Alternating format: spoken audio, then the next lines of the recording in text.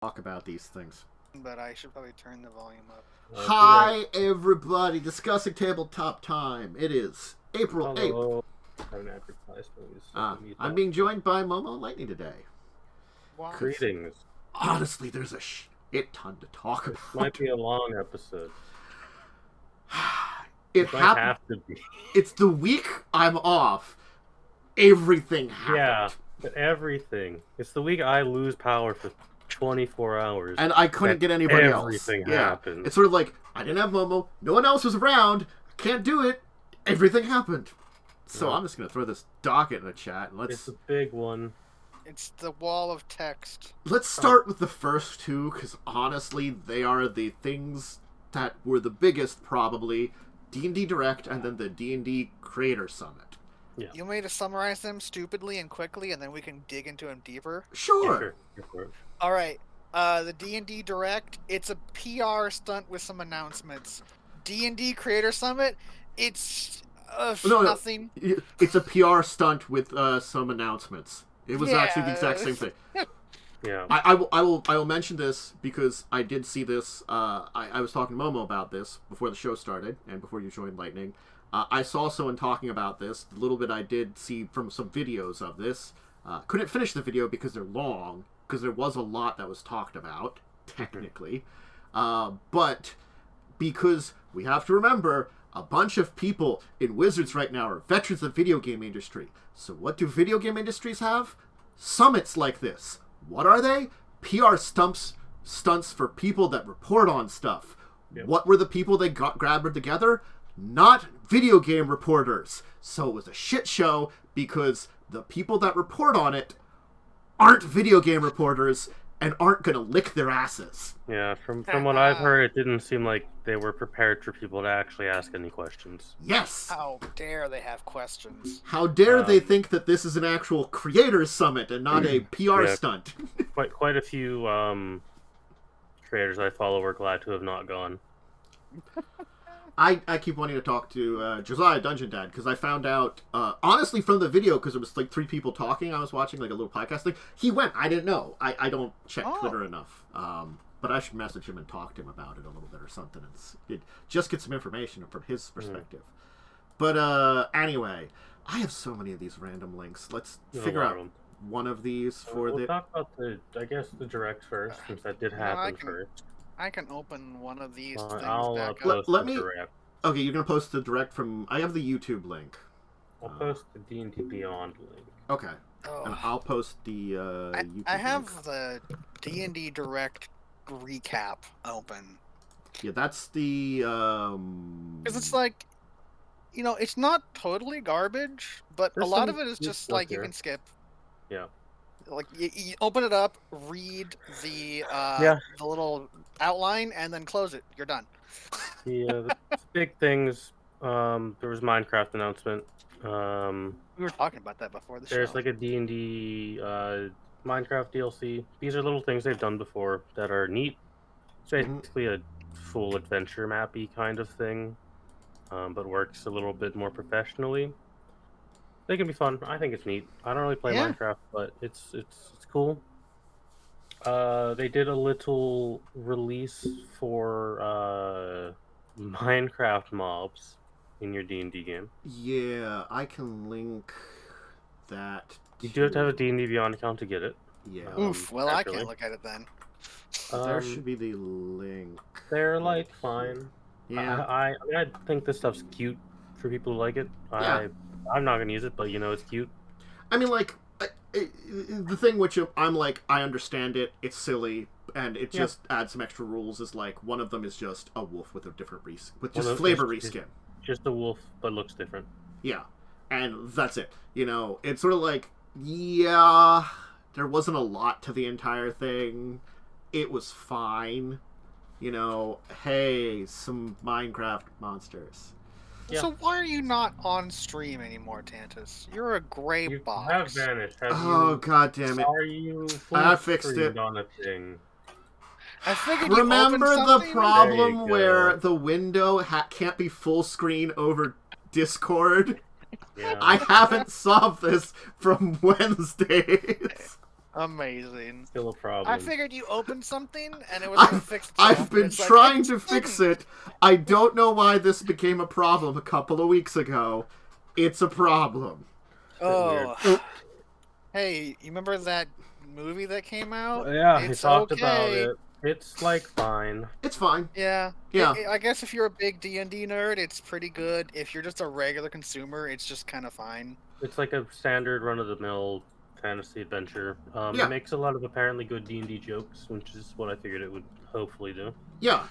It's the people I've heard seen it gave it a 5 out of 10 and a 6 out of 10. That's so pretty average for a movie. I heard a little better from it from a mixed bag of people. But you probably the people who you know might be more D&D fans than the ones I'm talking about. Yeah. The people who I know. Sorry, go ahead. Well, I think Cell watched it and he really liked it. He liked it. I know the people who I know have seen it are big D&D players. They said it was pretty standard, safe movie, but it was fun. Yeah, I think that's kind of what I hear. It's a safe movie. It's fun. I would probably watch it if it came to a streaming service that I have a subscription to, but I wouldn't go to a theater to watch it. It will probably be on Paramount Plus, which no one has. Oh, well, I guess I won't watch it then. No one has Paramount Plus. I briefly had it to watch the Halo show. I canceled it after 3 episodes. Fair. I still might, maybe, like, next weekend talk with possibly Joe about arranging and going to see it, maybe. I'm kind of on the fence about that, because it's sort of like, I could report on it a little bit more, as it is in our wheelhouse, but... Could write a review, but... talk about it. I don't know. It's a movie, and those are kind of like spoiler territories, so... Yeah. Yeah, and I don't know if I have the skill to do spoiler-free /spoiler, which a lot of people do. You know, given the choice of movies that are currently out, I'd rather go and see the Mario movie. Honestly, that's the weird thing, is some of the people that are in both those wheelhouses I've heard talk about that. The Mario movie is probably just as, honestly, mid. Because it's standard. It's a very safe animated movie. I think someone who I've heard knows a little bit more, like talks about animation occasionally, that I've seen before, said that like comparing it to anything else Illumination does, it's like on the top end of Illumination stuff. Like the original Despicable Me, which is a good movie. I like that original one. They went stupid with I don't like Princess Minions. Peach's face.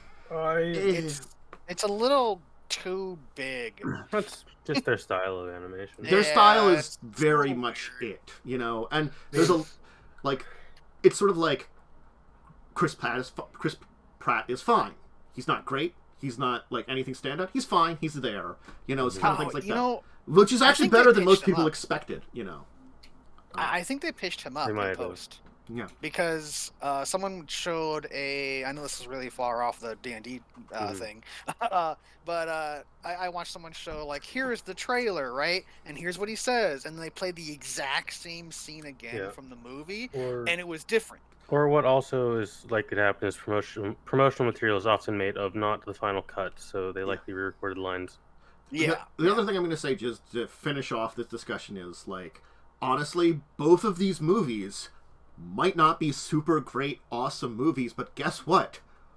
Both of these communities, both the D&D movie people and the video game movie people, oftentimes get shit. So getting something that's just okay, average and fine, and you could just go watch it once or enjoy with it, you know? When you live in a world where the best video game movie is the Sonic movie. Oh, hell yeah. I've not seen those yet, and I want to. Shockingly decent. Yeah, the first one was... I haven't seen the second one. The second one was, I think, a little bit better, in my opinion. I'll have to watch it sometime. You know, nothing beats the, 1996 or 1994 Mario movie. I'm sorry, that's just the best Mario movie ever made. I recently saw someone talk about it because the movie came out, and it's just, like, it's so amazing how things went so badly for that movie. Yeah. Oh, I watched someone do a big deep dive retrospect on it. It was like an hour or like maybe 2 hour long movie. The director was apparently awful, I guess, you know? Yeah, oh yeah, the directors were real bad. They went through a couple different directors. They rewrote the script like 3 times, like front to back, totally rewritten. Most of the actors were like drunk at Yeah, some point. no, They yeah. just got so tired of it. It was great to watch Anyways, yeah, they had a trailer at the direct. It's not really relevant anymore.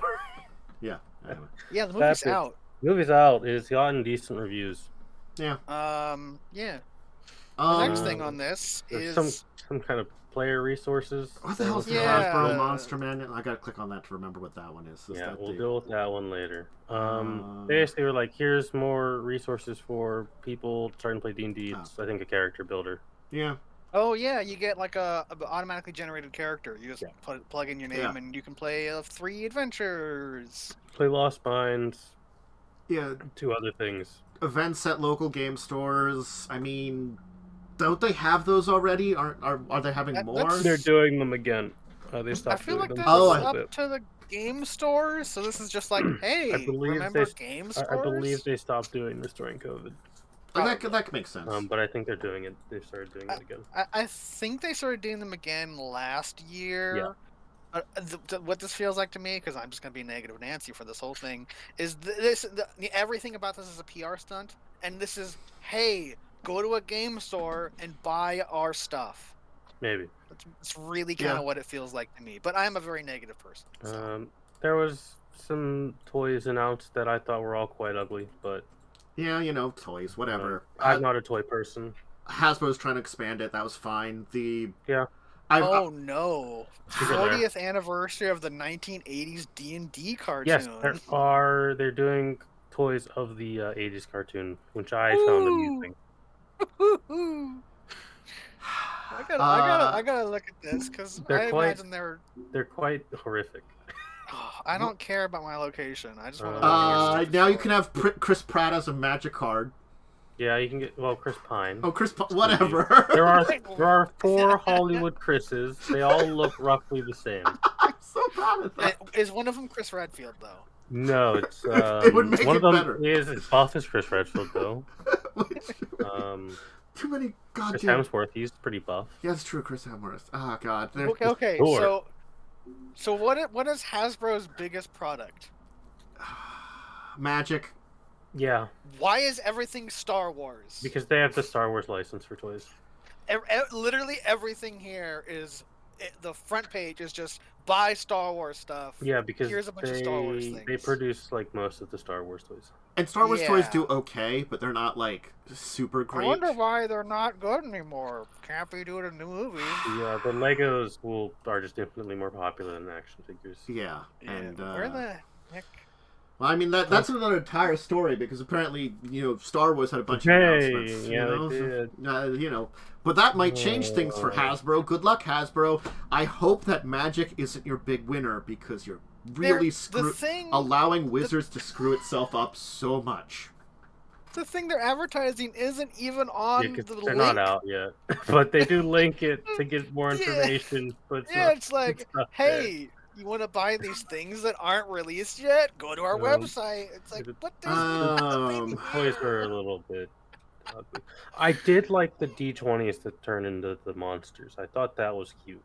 Beholder, Black Dragon, Red Dragon, and Owlbear. I thought those were cute. So there's a new thing for Neverwinter, the MMORPG, which no one remembers about. Deals. Well, I mean, I don't know if it's player based. I hear about this MMO occasionally. I don't know. I keep forgetting it exists. I keep forgetting it exists. It's 4th edition, so it actually plays pretty good because it's a video game. Oh my god, you're right. Yeah, weird, huh? They announced the DLC and also Mr. Salvatore announced more books. Yeah. He hasn't written enough books. More Dritz books are coming. There was how much? Prepared. He had more Dritz books. How much did we see the VTT? Let me check this here. The we didn't see a lot of it. Oh, that's right. It was 6-minute preview. Yeah. The 6-minute preview. Screenshot? It looked like a video game. It looks probably because it's made with Unreal. Very resource intensive, which you don't want for a VTT. No. They're making a VTT video game. It's a video game. Which is neat. I don't hate this idea. No issue with it, but you know advertise it as a video game. Yeah. But it's going to be you buy like a video game. You know all those DLC games on Steam where it's like, oh, you can get the base game for free or buy the base game for $20, and there's like $1,000 of DLC. Yes, that's what this will be. Is going to be. I mean, that's basically what they said it would be. Yeah, because it's like, oh, do you want to play Lost Mines? That's $10. Do you want to play Curse of Strahd? That's $30. Everything, I'm calling it right. Everything that you can get the resources for, you're gonna have to pay, which arguably is probably fine because you're literally like hiring 3D artists and programmers and stuff, so they need to get compensated for their work. But if you already own the book and you're buying it again to play it online, when you could possibly just play it on Roll20, it has to be above and beyond to get people on this platform. And even so, like, because like you're saying it's going to be resource intensive, there's just like something about this which I'm feeling like, and like because of like the animations and playing online, you're going to need a very good online infrastructure. Like, I'm sorry, Roll20 doesn't need much of an infrastructure to throw a bunch of people into one space. It works usually well. There can be issues. What happens when you bid all this intensity in graphics?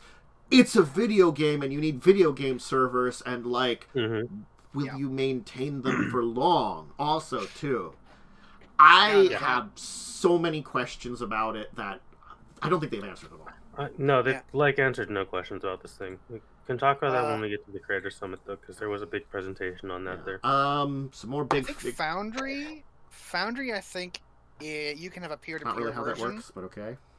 It's more like it's going to take graphics resources, and if you're streaming, it'll take more CPU usage. That's why it's not particularly great. Okay, so I'm not understanding exactly how it works, but I assume that like you need better servers for things like that, or to run your own servers or something like that. I don't know how the server stuff's going to work, but you're just going to need probably a better computer to run a VTT like this. Okay. Yeah. That's the main issue. It puts the cost on the consumer. Okay.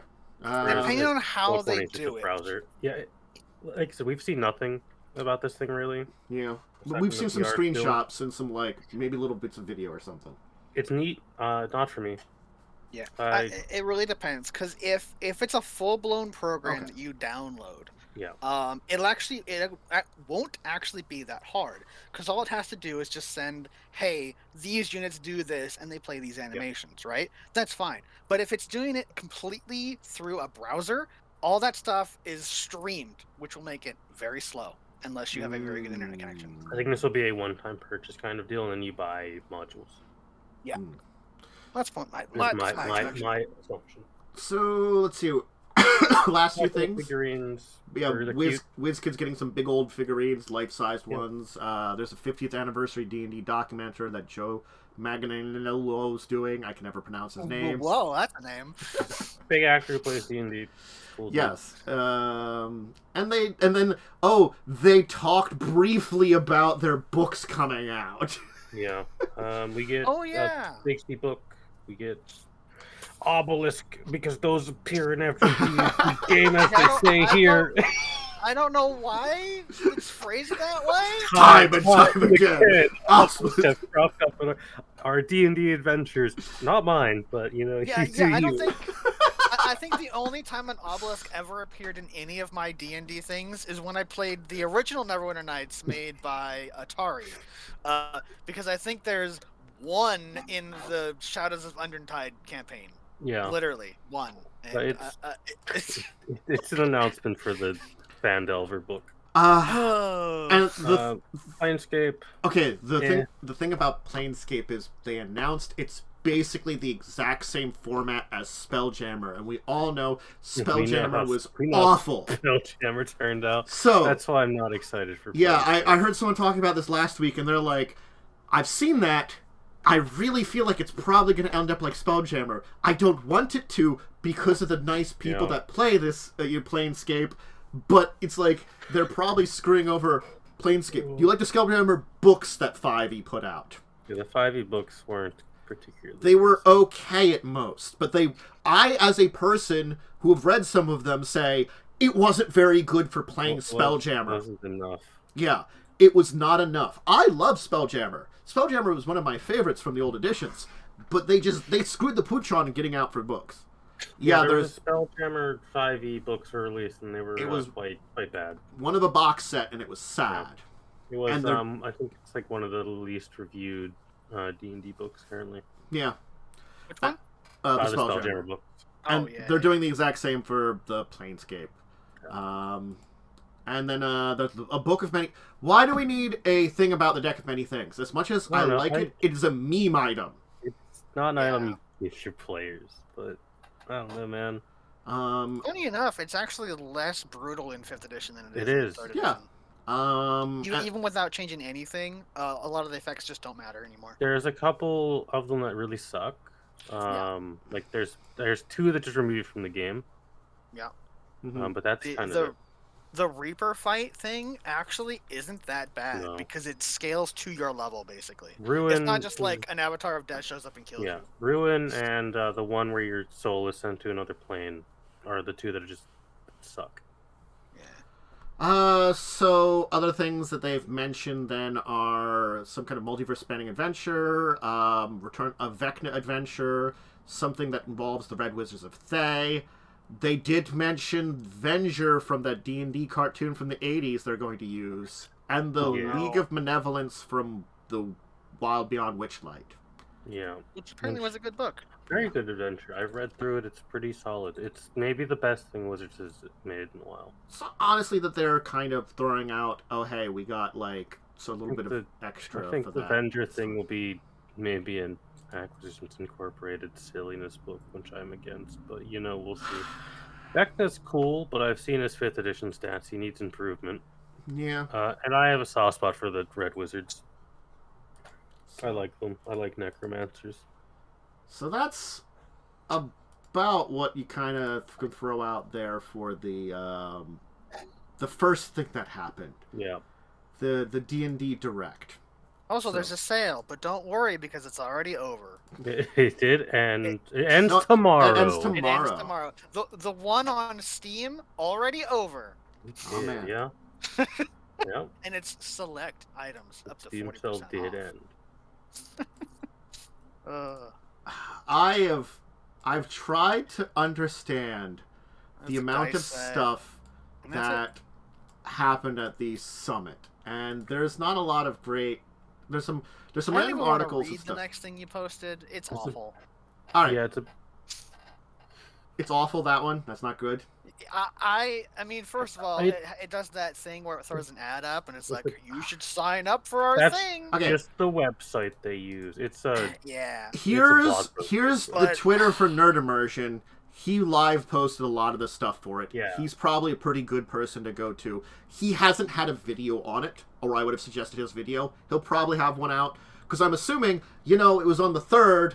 You're across the Keys, I think, East Coast, because he went to PAX East, PAX Unplugged. I started following him thanks to the everything that happened with the OGL, And so I assume he hasn't been back enough to make a video on it. I might give a link for that in the YouTube video for that comes out, or next week. It just reads so blah. The big and I guess quote unquote announcements, whereas the VTT stuff was shown off more there. Yeah. And we learned that 1 D&D is no longer 1 D&D. It's just a 5th edition update, kind of.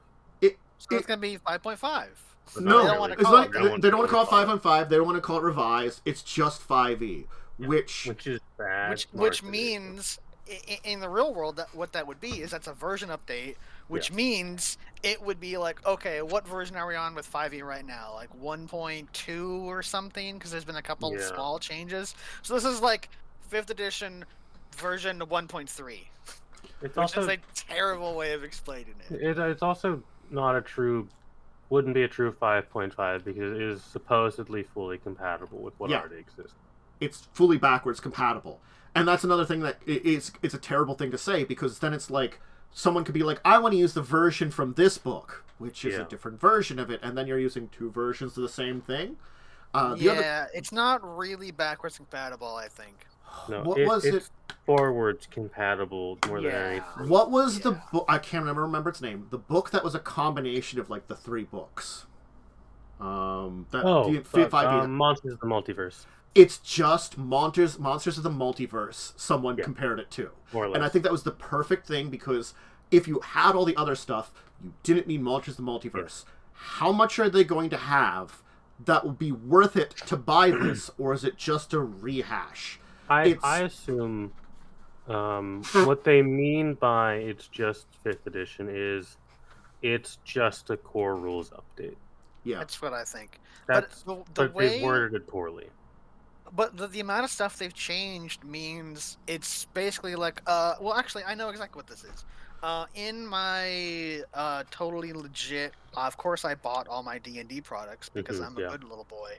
I think I have the 10th printing of the Player's Handbook, so I think that's how it's right. So it'd be the 11th printing because it's a new print version. Because if you think about all the species and race or ancestry changes and stuff, that completely wipes out everything.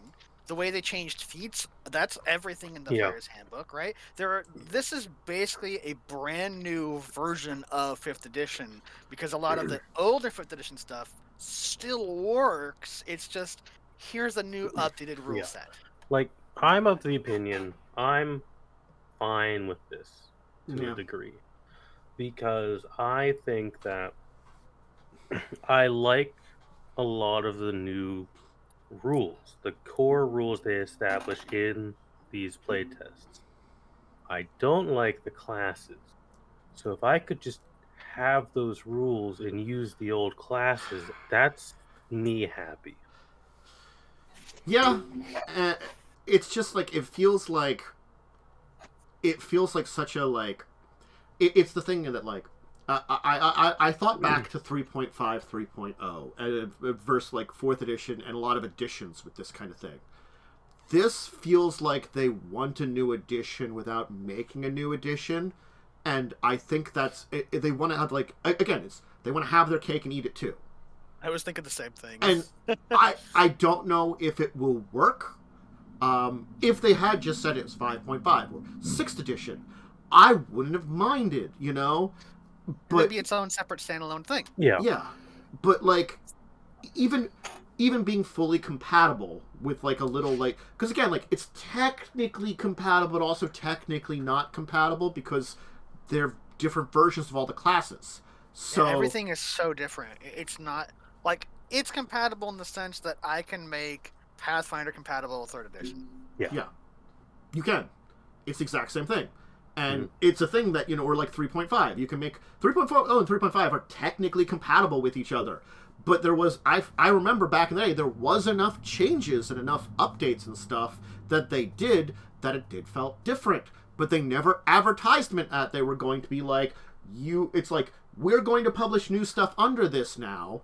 You can kind of use some of our old stuff for it, but we really want you to use the new rules for stuff. It's anything we didn't do in the new, you can use the old stuff for. Rather than this is, they're like, it's fully backwards compatible, so you can just use all your old stuff too at the same time. And I'm like... It feels like it's all a marketing thing at this point, because it really is a new version. Yeah. Well, or it's like updated. half of... It's an updated version. It's not really a new version. Yeah, it's a 0.5. Yeah.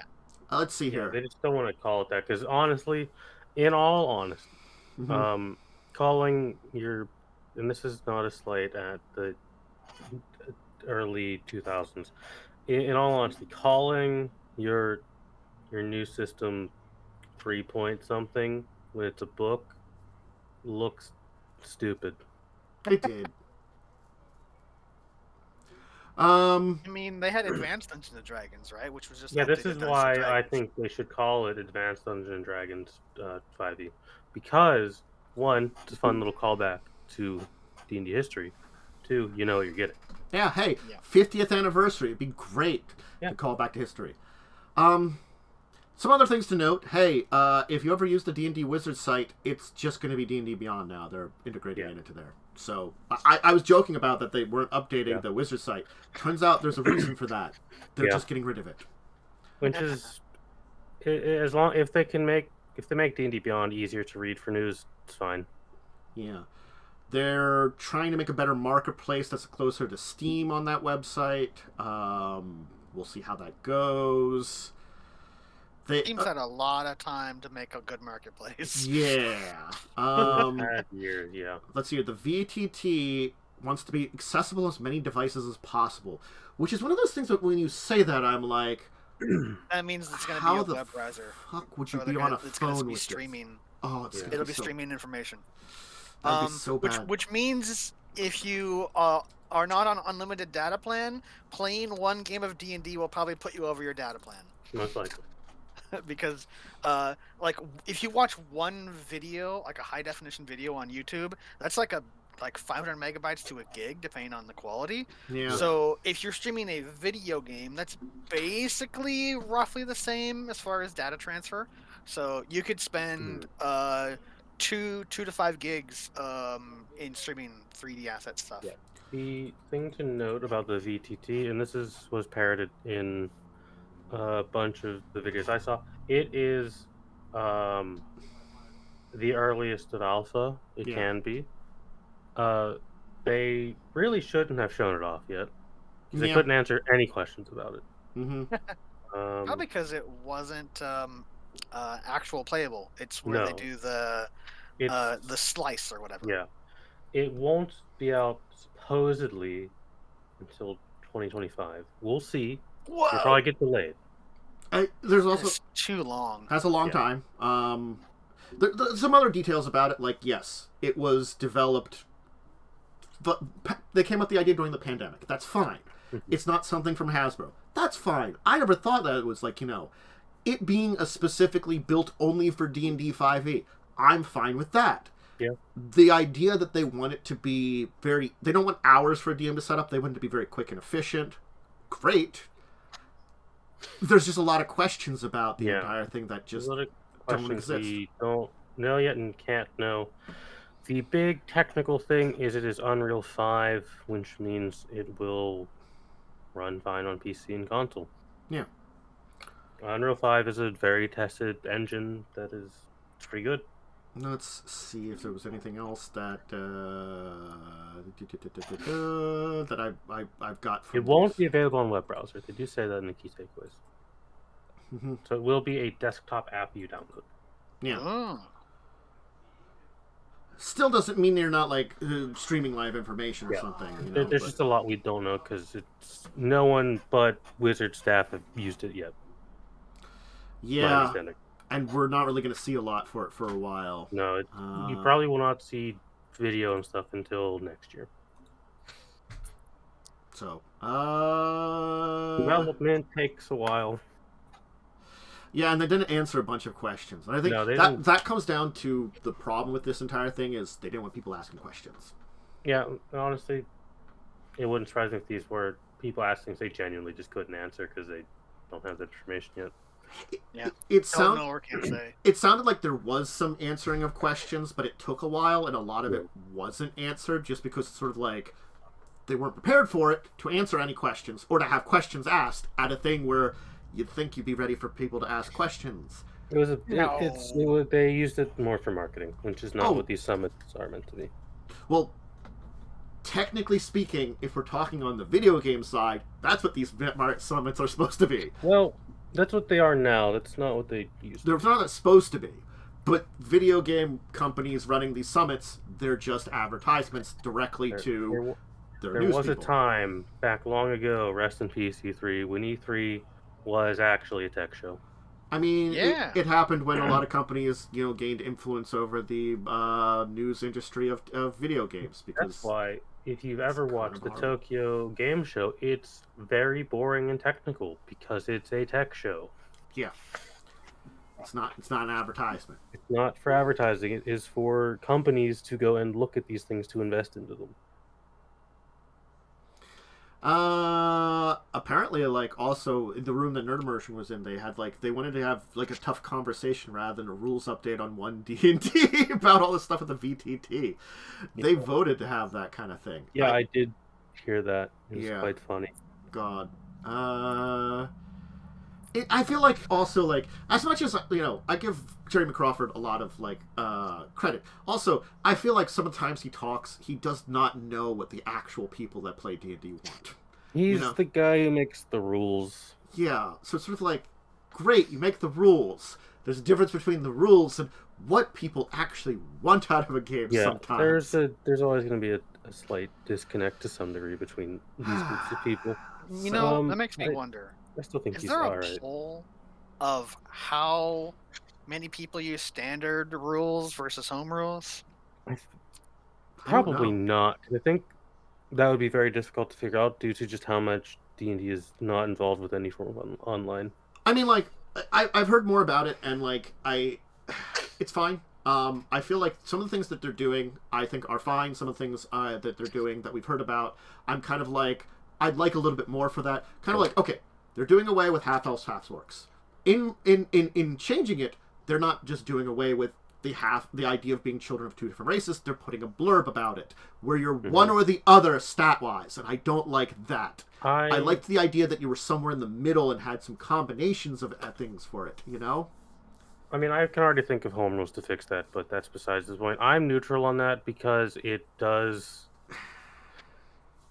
mechanically, it's kind of meh, but it does remove the very negative connotations that half-elves and half-orcs have had for all of D&D's experience. Mostly being that half-orcs usually come from bad things. Yeah, it's why they're not in my setting. It's why they also have changed it for these new editions, is because they want to move away from that kind of writing. Just make it orcs and throw all half everything out. I still think half elves are fine. I mean, like, I like the way Pathfinder 2nd Edition rolled it.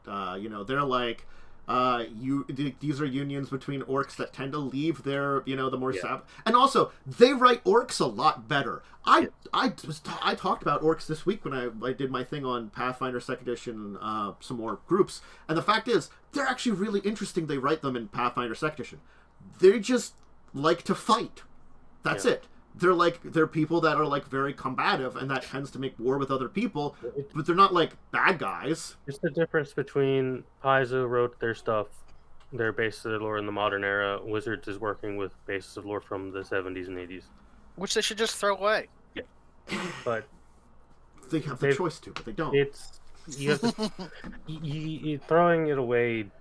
It's a cost benefit thing, and throwing it away, how many people are going to piss off versus make new how many people are going to piss off, right? They have to find a middle ground because they are a large company that needs money. I mean, there's a lot to be discussed on how things are played out and how they play things, and like honestly, like there is, I both understand, but would like, you know, rather than just pull it under the rug sometime, I'd like an actual replacement, kind of like Paizo did with this stuff. It's sort of like, hey, we are kind of doing away with these as their own things. We're making them, here they're like a variant on humans, or here's some rules if you want to just do anything else, because these are the main ones that appear, because the most genetically compatible of all the species are humans and elves and humans and orcs, it turns out of all these things. You know, they tend to have the most successful children. But if you want to do some other, because of the miracles of fucking magic, you know, maybe. I don't know. You know, now I realize something. When I'm saying throw it away, right? I realize there's a perfect example of this with Drow, where they probably did it in the worst way. Yeah. Where it's just kind of like, oh yeah, that was a cult, and it's like that was not how it was written in the older things. It was everything. And now they're a small cult, and they just kind of waved their hand like, yeah, don't worry about it. It's like, you maybe could have put a little bit more. Why they have to be delicate about this. Going forward. Because they fucked up with stuff like that, you know. It just requires someone to be like, why don't we just write that there was a revolution? We control the timeline. Things happened, and they changed. You know? Maybe fucking Dritz, your poster boy, came back with a fucking army of people, liberated his enemy from it, and drove them into a cult status. No. You know the stupidest way they can fix it? Time travel. No. Time travel and killing Mr. again. Well, I mean, if they kill Mr., they have to make a new edition of D&D. They just freaking MCU it, you know, why not? Yeah, so... Yeah, every time Mr. dies, a new edition comes out. So that's why this new version, 1D&D, isn't. Yeah, the she hasn't 6th edition, died yet. Yeah, Mister hasn't died yet. I mean, again, we've heard more about, some, I'm sorry, D&D 5e, the 2024 one.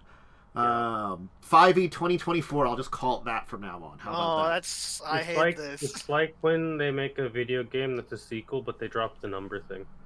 Yeah. Like God of War. Like, and Doom. Well, Doom's technically a reboot, so it's fine.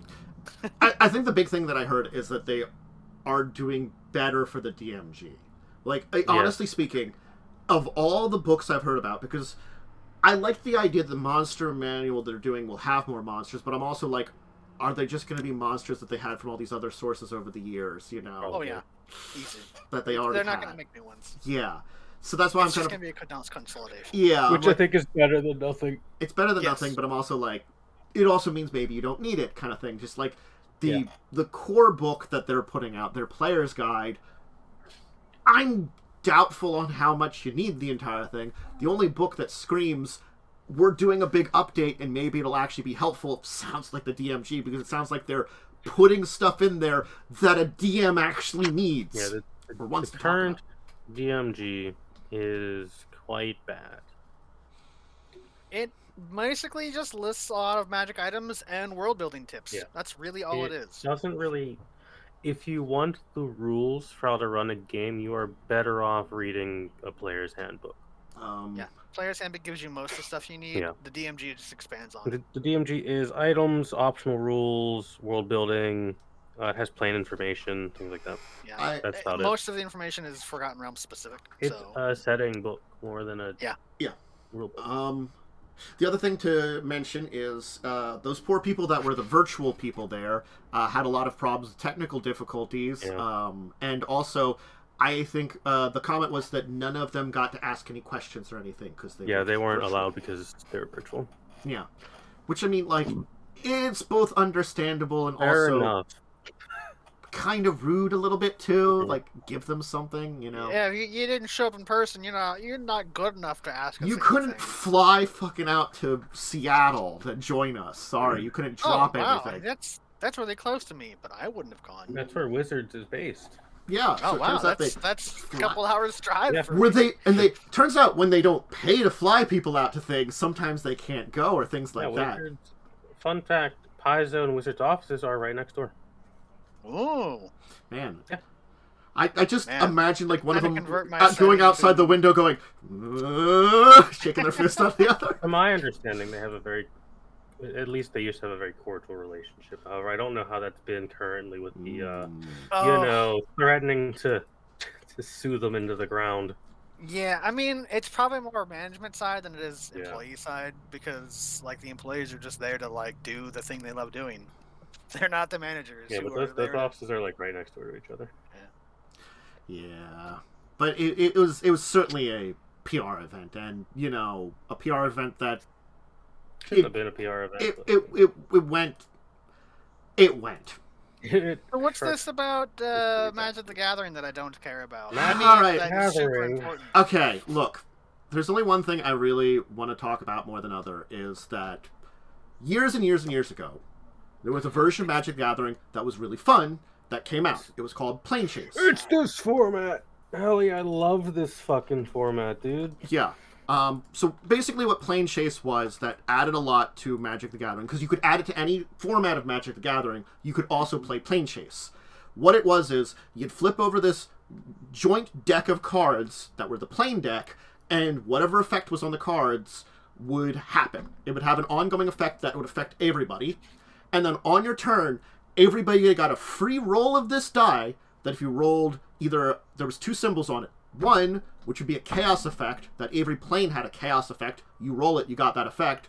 Or, two, there was you shift planes. There was also there's like 4 sides that nothing happened. You could also spend your mana to roll more times if you had extra mana. But it was really kind of fun because you could go to like some crazy planes and visit a lot of places. And it was a really interesting thing that added a lot to dynamic. And I'm really glad they're bringing it back. But I'm also sad they're bringing it back for this set. Yeah, it was fucking the Phyrexia set. Yeah. they're bringing back new ones and old ones too. They're having reprints of some of the old ones because honestly, I got the second edition of Planechase when I got into it, and I looked into getting cards from the first edition of Planechase, and I got some of them, but they were expensive because you had to buy them individually. I have the Cascade deck from one of the editions.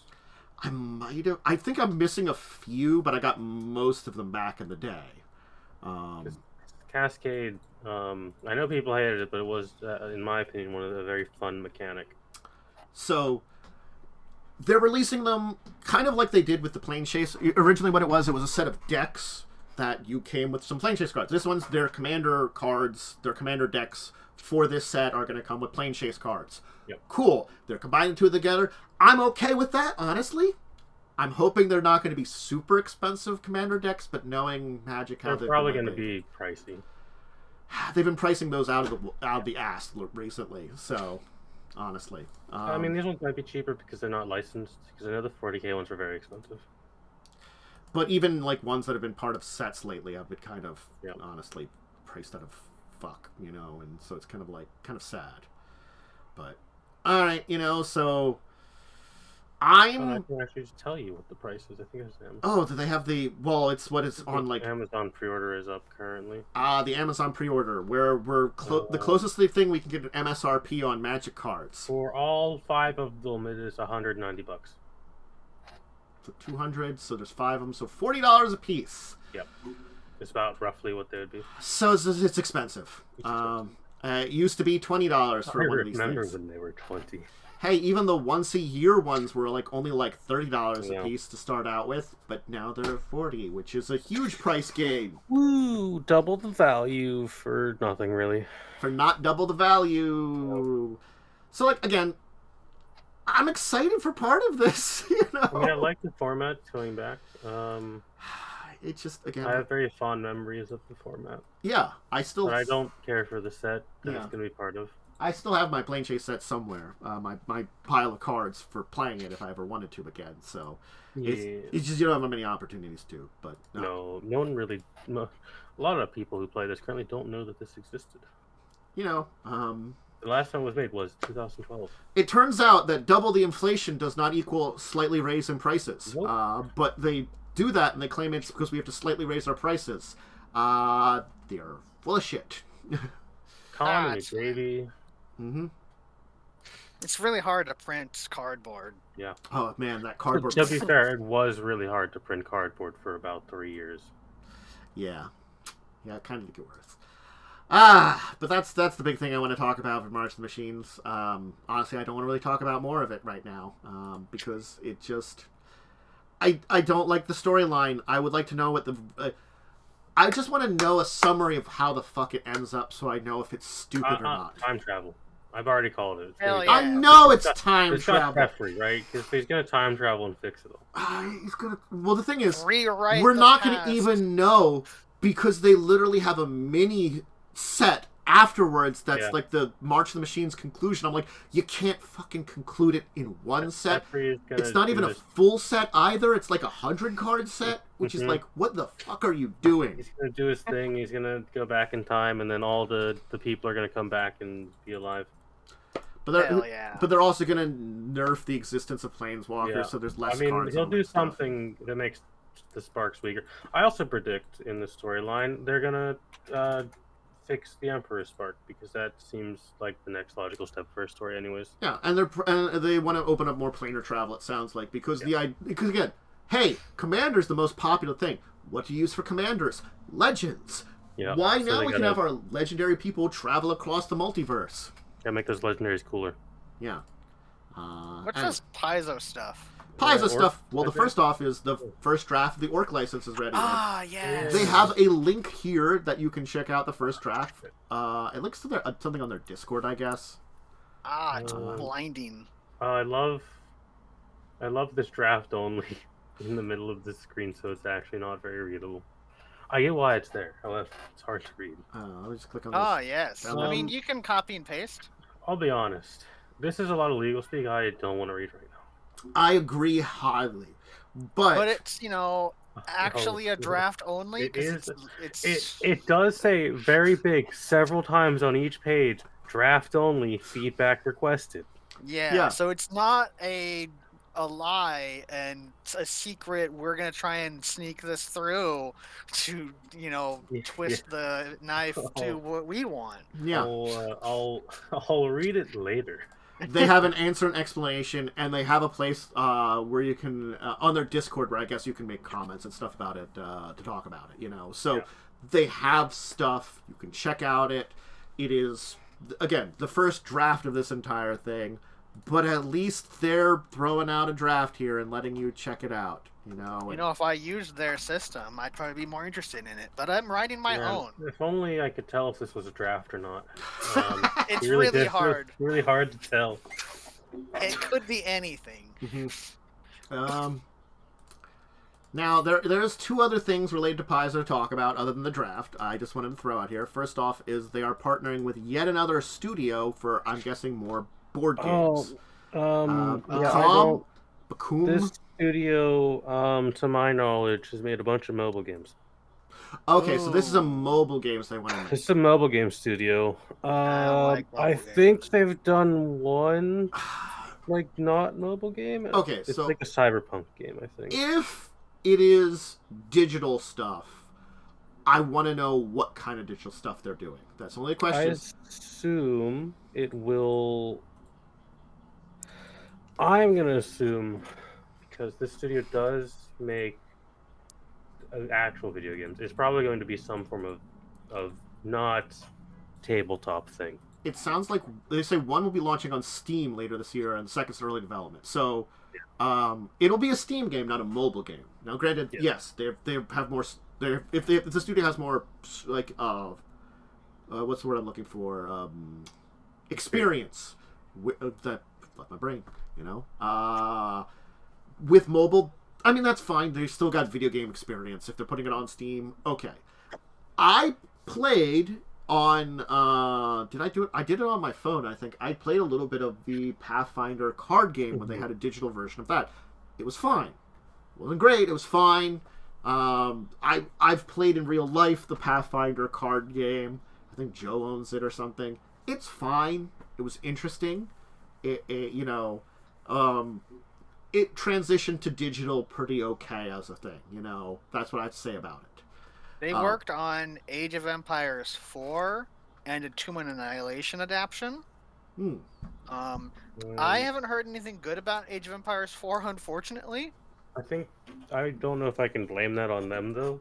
No. I have heard positive things about Sunday Gold being a fun cyberpunk game. Okay. But I don't think it'll be like the other Pathfinder. It's not going to be something huge like the. It's going to be a big Wrath of the Righteous style thing, right? Yeah, it'll probably be something small. It'll be a small scale thing, which is fine. Yeah. Honestly, better because the more I hear about Wrath of the Righteous, the less I want to play it. Wrath of the Righteous is like this.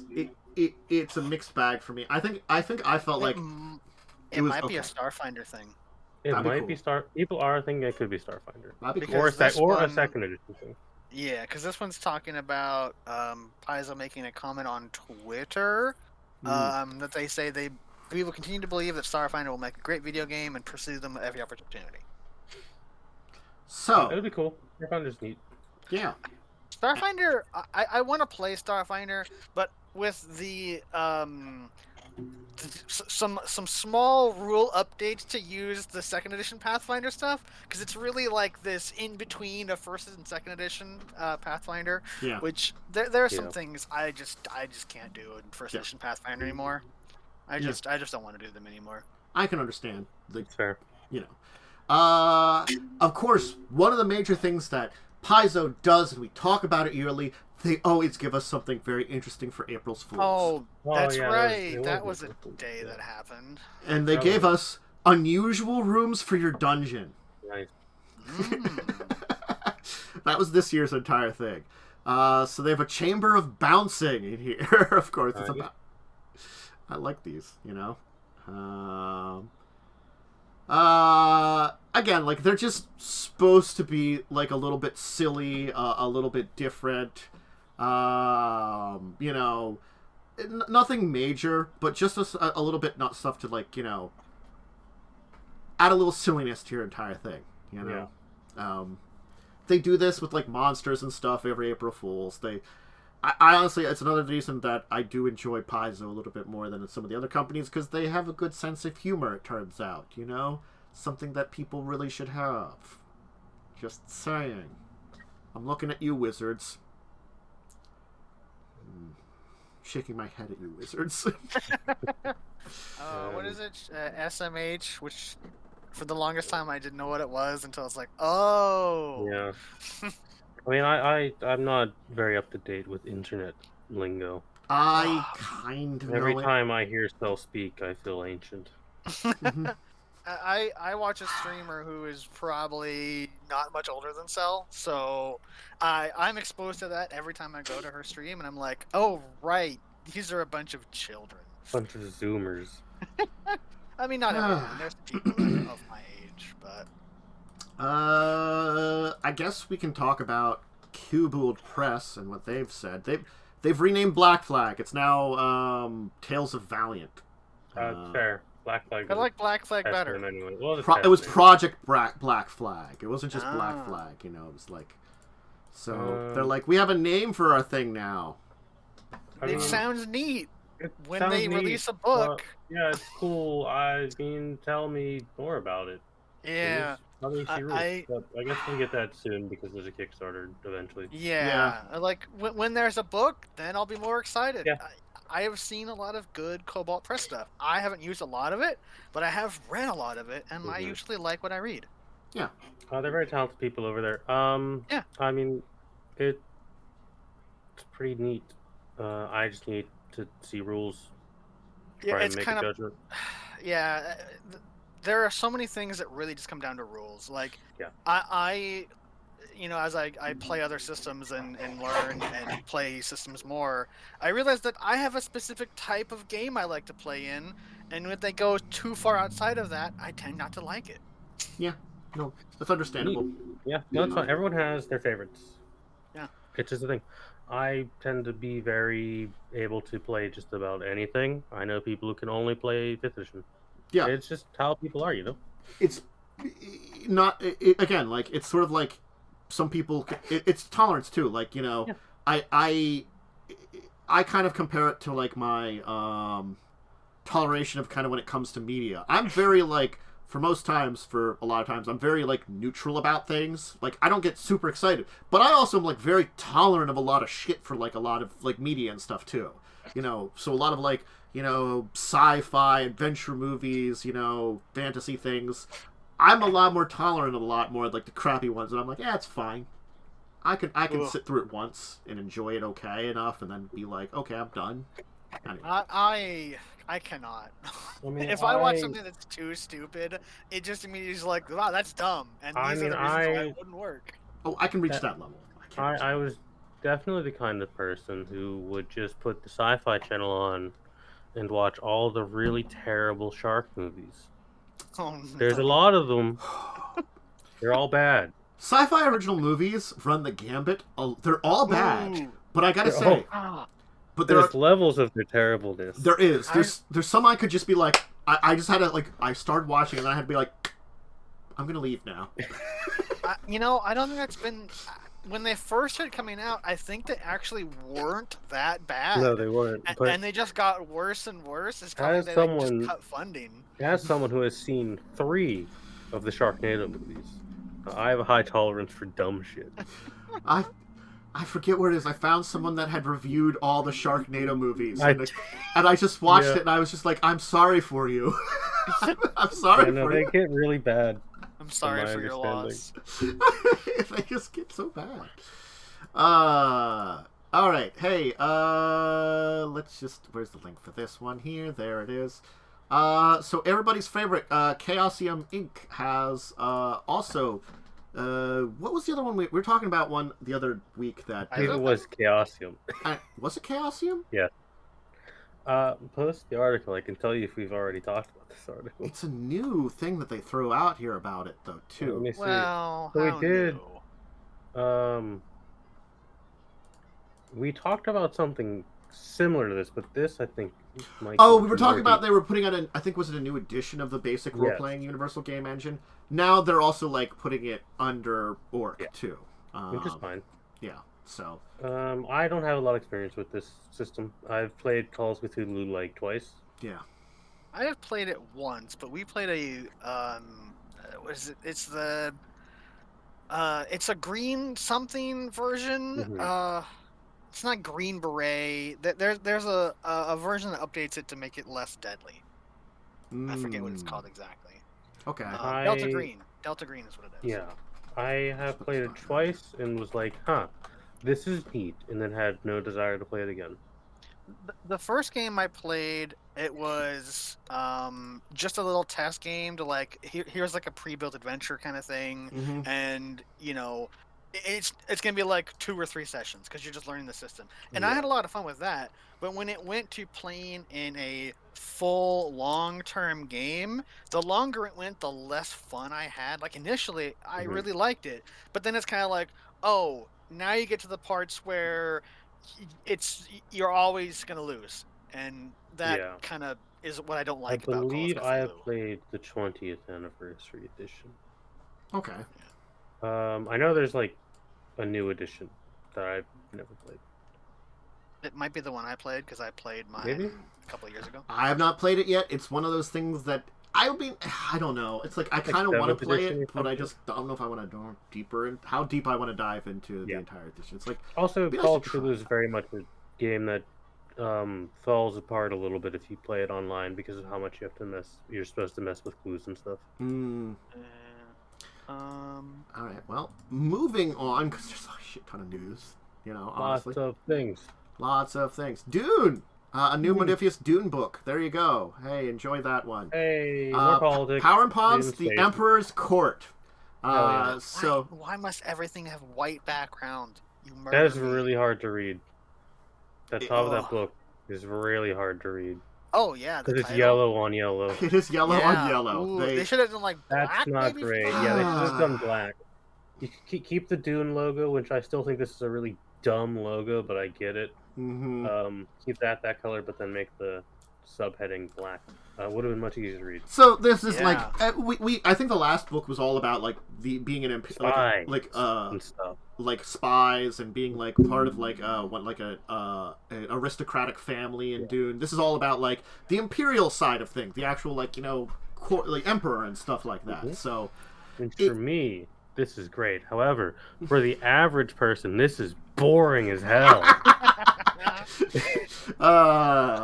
look, If you don't like space politics, you're gonna hate this book. God, I know. You know, it's like that's what the thing is. People don't realize that's what Dune is. That's what Dune is entirely politics. Yeah. The new movie might be an actiony movie, but man, that book, that's all politics. It still had politics in it, I think, but look, they're doing more on it. Great, I enjoy it. It's diving deeper into the politics and the lore of the universe. I hope it continues to put more books out that are very interesting. It sounds interesting at least.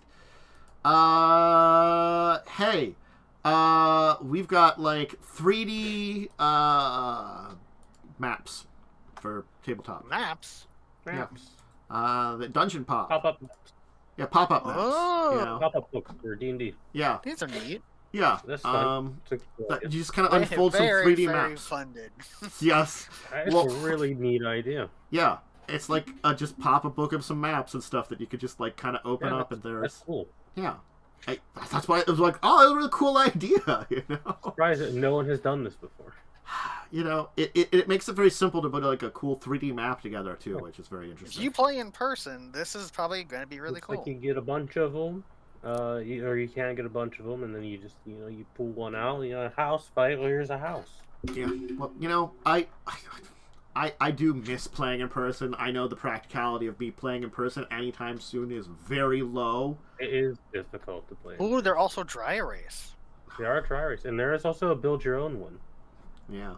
There's a lot of cool things about this, so honestly, I kind of want to shout it out.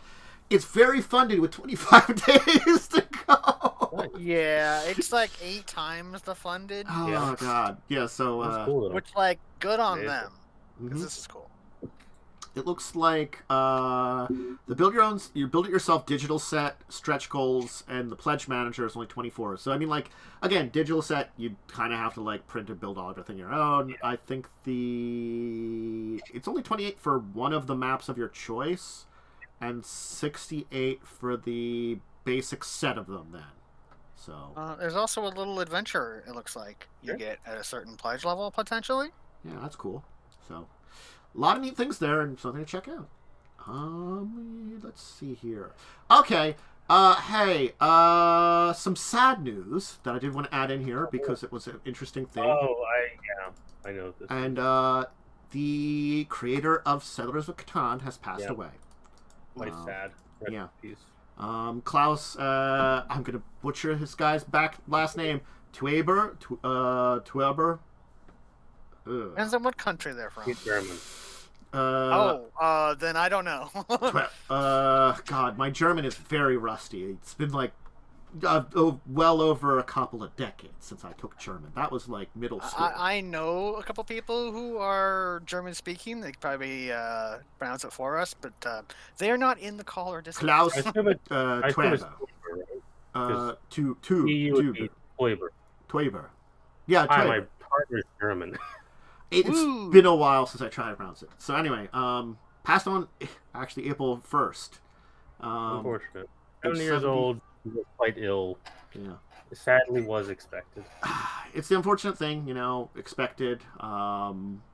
He had, again, Settlers of Catan was the big thing that he's remembered for, but he was in the industry and had a pretty good contribution. And honestly, it's one of those things is like, he's a name that I didn't have as much familiarity as I think I probably should have, kind of thing, because I always look at Settlers as the Euro game came over to America because of Settlers. Settlers kind of kicked off the golden age of board games. So, I do feel it's sad that like we don't know his name as much as we should. Yeah.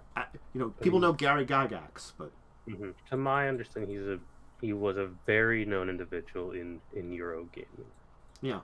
So like I would have liked his name to be better here in the U.S. For all of us that are in tabletop and stuff. So I'm just saying, I think I played that game once. I played Catan way too much in college.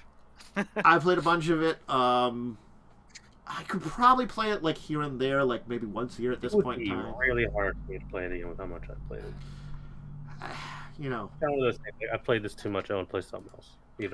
Some of the variations are kind of interesting. I think that might be better nowadays, just because they add different things. Yeah. Wizkids has thrown out a archaeology game. Archaeology, I can really speak. Archaeology words. Museum. Yeah, it belongs to a museum. It's unboxed. I'm waiting for it to be blinded. It'll probably be or not. Yeah. Oh, there it No, you're goes. blind. Now I'm blind. Yeah. Subject. What's in the box? Kind of still like do it. It's like you examine, evaluate, play some things. Kind of an interesting looking idea. Puzzle. It's like a puzzle card game. Yeah. Which is neat. Yeah. I looked kind of like games. Yeah. It looked interesting. Thought I'd just give it a shout out here. We'll have to see how it ends up. Probably. Wizkids usually pretty good at putting up the rules, but we'll probably get that closer to when it's actually coming out. So, I keep an eye on it if it looks interesting to you. I'm just making sure I get the list. That was slow. Hey, Terminator. So there is the Terminator RPG T2 Judgment Day book. Speaking of time travel. Oh, hell yeah. Speaking of time travel. I'm going to put time travel in the Sunday can't game when you can't really stop me. remember that if fits for our shared setting though, Lightning. it's I swear there must have been a Terminator RPG that I just missed or we talked about briefly somewhere because I can't remember. There is a It came out like last year. Okay. Do you remember? And this is very funded. We did talk about it. Yes, but now you have being playable Terminators because you're doing T2. You know. The better movie. T1000, you know. Yeah. Now you can play. Now you can play as like Arnold and go beat up like the liquid metal dude. Man. Yeah. Yeah. Beat up a liquid Terminator. I mean, again, like it seems to be adding a lot, and I'm like, okay, cool. You know, definitely more options, and like I just. There is a quick start as well. Oh, that's really good. Quick start's really good. I just am questioning, like, what kind of storylines do they have for this game? Do a lot with this shit because it's time travel. I guess that's true. Man, you could do a lot of time travel storylines. That's probably the reason for an all Terminator mission by Andrew E.C. Gascott, an 8-page campaign, total cool.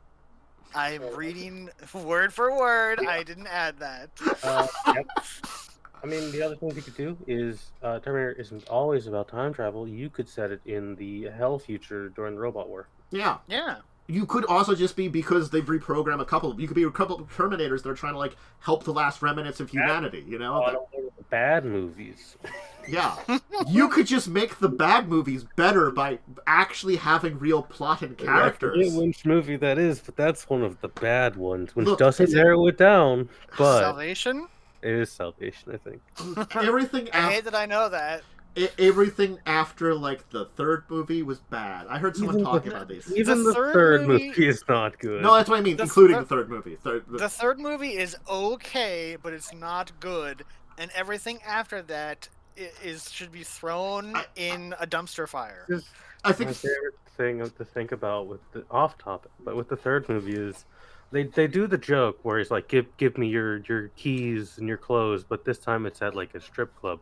So he's for the entire movie walking around in tearaway pants. One wrong move and those are coming right off. I think the thing that was I heard said about the third movie that I like stuck in my mind was they just like the big thing was our main character, all the character development from the last movie, they just walked it back. And I'm like, yeah, that I forgot about that until they talked about it, and then remembered another reason I just thought that movie was kind of bad. They just walked back all character development, and you know that just kind of sucks to do. Yeah. You can walk back a little because things can happen to you in like a decade, but there's certain things that like when you have a defining fucking moment in your life that probably you shouldn't have. I don't know. To me, if you turned your brain off, I think it's fine. Here's how I view Terminator 3. It's basically Terminator 2, but they made the evil Terminator sexy. Yeah, that's a thing. There's some references, I believe. I want to say there's a Die Hard joke where the Terminator is like, I'm getting too old for this. There's a Die Hard joke. And then there's references to the second movie. I think there's a lot of that. Which means that at some point that Terminator had seen Die Hard. Oh, yeah. Yeah. Don't ever look up the Terminator timeline because it is all time travel, and it doesn't make any sense. I guess the original book is a lot less time travel-y and more just in the alternate future. This one's kind of bringing in a lot more of the time travel stuff. Which I think is fine. Yeah. First. Yeah. So you make your own timeline with Terminators and make it just better. Blackjack. Yes. Just yes. It's It's probably gonna be much more entertaining than watching any of the Terminator movies that aren't 1 or 2. Yeah. I can shout out, which I honestly brought this one in here because me and Lightning mostly Lightning was talking to Joe about his 1920s, 1930s a game, and so there's Guns Blazing, a fast-paced tactical RPG set in the Roaring '20s. Oh yeah. That was a conversation that I had. It was a big conversation. I was sitting there listening to it, but I really didn't have to add anything. I mean, but I can have electricity. Yeah. Oof. This is funded, but not mega funded. Yeah. It is barely funded. So it's like alternate roaring 20s where monsters literal and political terrorize the earth. That it's a tactical combat RPG, you know. What is this? Oh, this site cannot be reached. Yes, that picture is a horrible abomination. Right? I don't even know how to. Words cannot describe. Oh, the quick start rules monster. Hold on. Oh, Yeah, it's a torso with faces. I'm gonna make you no fight. head. I'm gonna make you fight this guy. Oh God, I will destroy it with time magic. All right. I will banish it to the bad Terminator movies. Fungus man. Oh man, this looks like it's almost horror with some of the art they have. I guess it's supposed to be kind of like, you know, monsters and stuff, but it's like it is. I guess, you know, I'm interested to see because they call it a tactical RPG. I guess it's meant to be more combat heavy, which is fine. I'm interested in like how that builds for the characters and stuff. So maybe checking out the quick start and learning and getting an idea about it would be a suggestion if it really does interest you. Again, Roaring 20 is kind of neat. Kind of seeing a little bit more of that kind of stuff. I like when they bring in a lot of these different directions. One of the people wrote a book for Wizards called Journey Through the Radiant Citadel. Yeah. And Critical Role's Campaign 3, apparently. Neat. I don't know anything about Campaign 3, but I do know Radiant Citadel is apparently one of the good books. Yeah. Basher Gauss is the writer, designer, and project lead. Neat. So I don't know any of the other things they've written, but you know, Cobalt Press, Southland, World Book, Paizo's Impossible Lands, Lost Omens. So they've been in the industry, so they're not agree.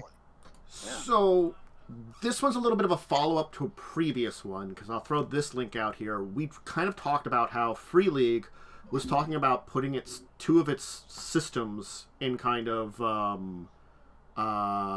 open game. Which it was their Year Zero and Dragon's Bane. Mm-hmm.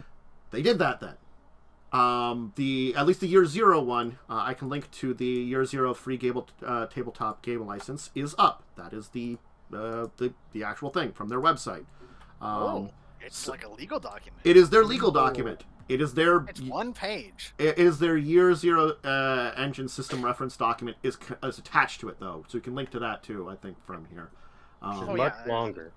Yes. Oh yeah. Let's click on it and find out how many. It's 44 pages longer. Yep. I mean, it's their SRD for the Year Zero engine. So, yeah.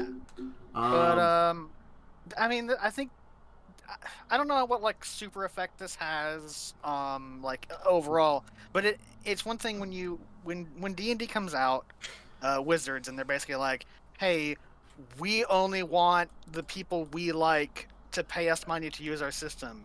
And then everyone is like, hey, that's dumb. We've been playing this game for 20 years now, and why would we want to change it?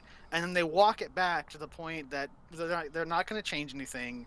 And then every other tabletop community basically comes out and says, hey, you know what? We're going to make our stuff free to everybody if you want to use it. You know, we joke a lot about things, and you know, we make fun of stuff, but like there's nothing but good from other people that have come out from this, you know, with Paizo and Cobalt Press, and now the Year Zero guys, which I've not played any of their things. I've seen some of the games, and it's neat. A video game version of one of them. Yeah. But it's really great to kind of see this kind of stuff. Yeah, it's there has been good that has come out of all of it, I think is the best way to say it. So if you want to look into that, I don't have a link for the other one. They might not have it linked until they actually like publish something, but it sounds like they're moving towards having both of those out. So they got the one out. Because of the pop-up dungeon, I thought I would also throw in this pop-up board game. Is it Crime? Yes. I mean, that's the Sunday. Crime Unfolds pop-up mystery escape game. One person in the Sunday game. Yeah, it's a pop-up game also. It's a pop-up It is game. Extremely funded. Whoa. People like the idea of the 3D pop-up crime game, you know? Oh, it's cool, though. Yeah. It's pretty cool. I guess it's kind of a little bit cluey, but with a 3D thing, and 1 to 6 players. How would you play it alone? I assume it's probably like something like a Betrayal Like of a House on the shuffle? Hill, or something that's got like a book of different things that set up stuff. If it's as long as you shuffle it, you can technically play it on your own. Yeah. You technically are adding the random element to it. Yeah, I think that's cool that you can kind of play some of these things Because you alone. can technically you can play Clue alone. Yeah. So Should you? No, because it doesn't work very well. But yeah, you probably have to I don't. There's probably rules for it. I'm not gonna add too much, but yeah. Yes, the famous solo Clue, where you are the killer. But $72. Oh wait, that's a different game. $72 for the base game and $99 for the base game and the expansions that they're throwing up here on Kickstarter. So I mean, it's to check it out if you want to. Yeah. It looks neat. It does. Yeah. Last thing to talk about was Modifius is very kind to those people that play the Fallout RPG with a couple more origins that you can play as. Oh, hell yeah! You can. I knew Synth was probably going to show up. Hell play yes! a Gen 3 Synth, which is the human Synth. Yeah. This is something that Momo and I were talking about. Yeah, we were really going to make this like 2 years ago. Yeah, it's kind of like, because we were using some of our rules we have for our kind of weird species things, plus the robot and human origin and the base one. Hey, guess what? We don't have to do that ourselves now. You can play a Protectron. Yep. The big clunky boys. Or you could be a child of the Atom for if you're hanging out in Megaton in Fallout 3 with it. Yeah. So, to be fair, there's only one dude. Yeah. In there. He's an idiot. Yeah. Yeah. But now you can join him and be an idiot. Yeah, so that's really cool. I mean, honestly, more origins and stuff, and they're just kind of publishing them for free just up on their site. One day I'll run the Fallout system. Hey, maybe that'll be after the horrible time abomination. It might. All right, I'm going to report I had missed out both my weeks for Monday. Before we go into deeper discussion, I got to go to the bathroom. So why don't you two start talking about the 2 weeks in tabletop? That's my game, I think. So Sundays, Mondays, Tuesdays. Mondays, again, we missed both of our weeks for my game I was in. So I'll be back for Wednesday, hopefully, maybe. Maybe. Talk about the chaos that is Sunday. I don't remember what happened last week. Well, I mean, I remember what happened last week. I don't remember what happened the week before that. The week before, we mostly went to New York. We you talked went there. That was New York. That's when that's when I robbed my own house. Yeah, we didn't have one of our players for that game. Yeah.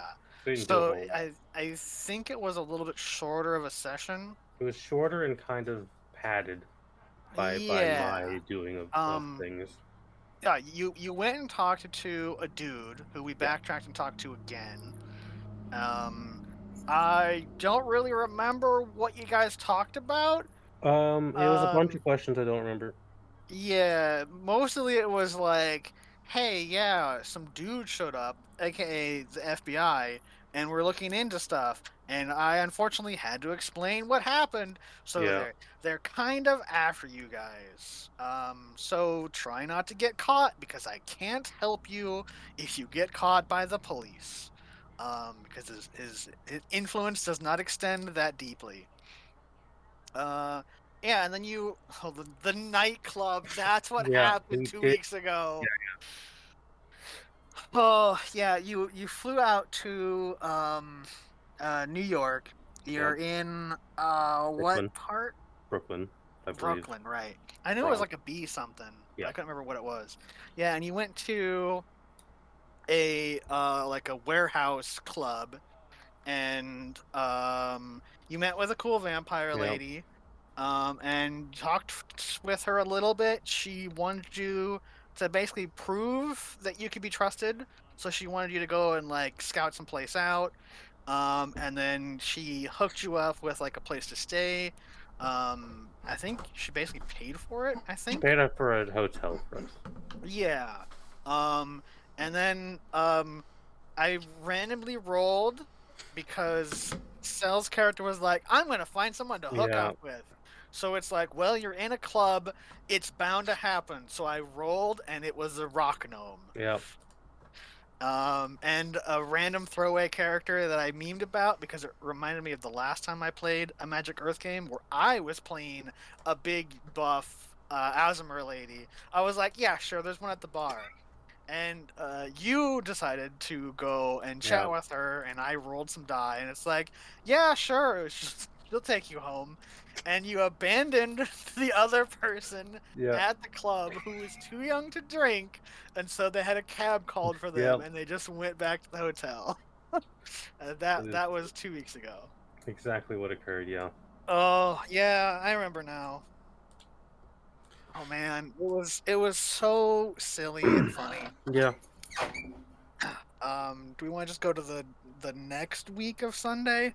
Yeah, just do the Sundays together. All right, you explain last week. We had to break into a warehouse. We did that through shenanigans and over planning. The best part of our over planning is we were trying to decide how to get past a gate, and then we spent like 30 real world minutes planning, and then we didn't do any of it. We just jumped over the fence. You also spoke to a seagull? I did talk to a seagull. Very, very silly.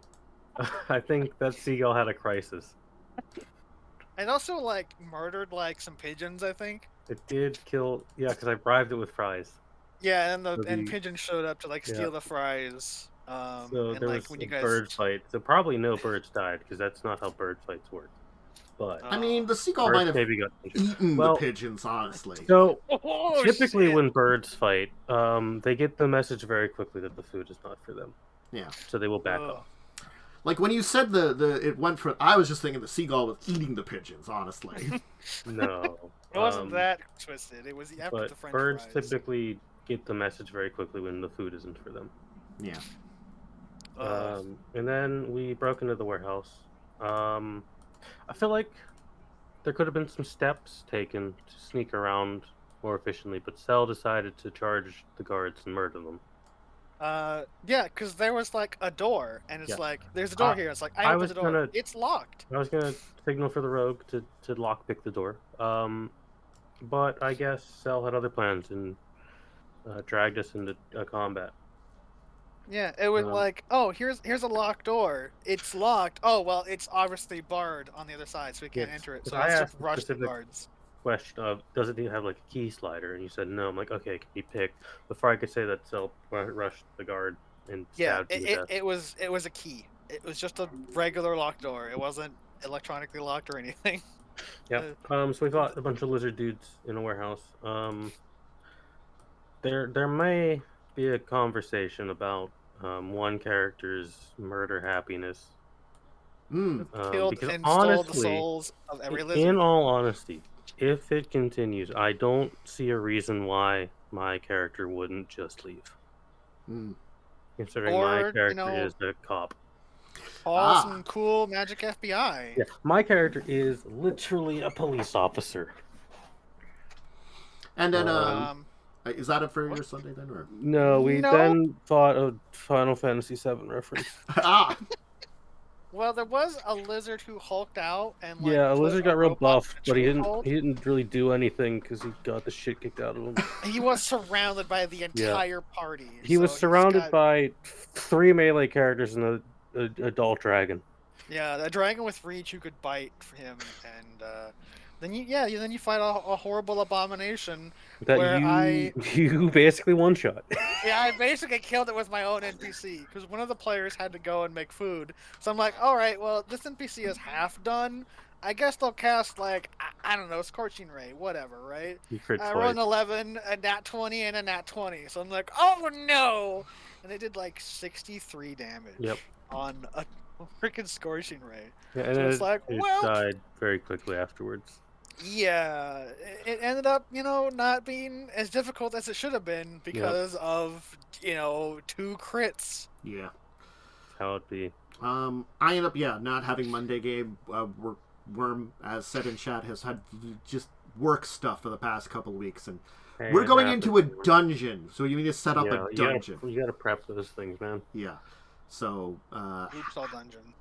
hasn't had the chance for that kind of thing. I completely understand that. So, did you have Tuesday stuff at all? We had some Tuesday stuff. Oh, we Stars played game Avatar. ended. Stars game ended. Ah, We went to the horrible hell space station, where people were getting their spines ripped out. Because Yeah, I guess spines contain psychic energy.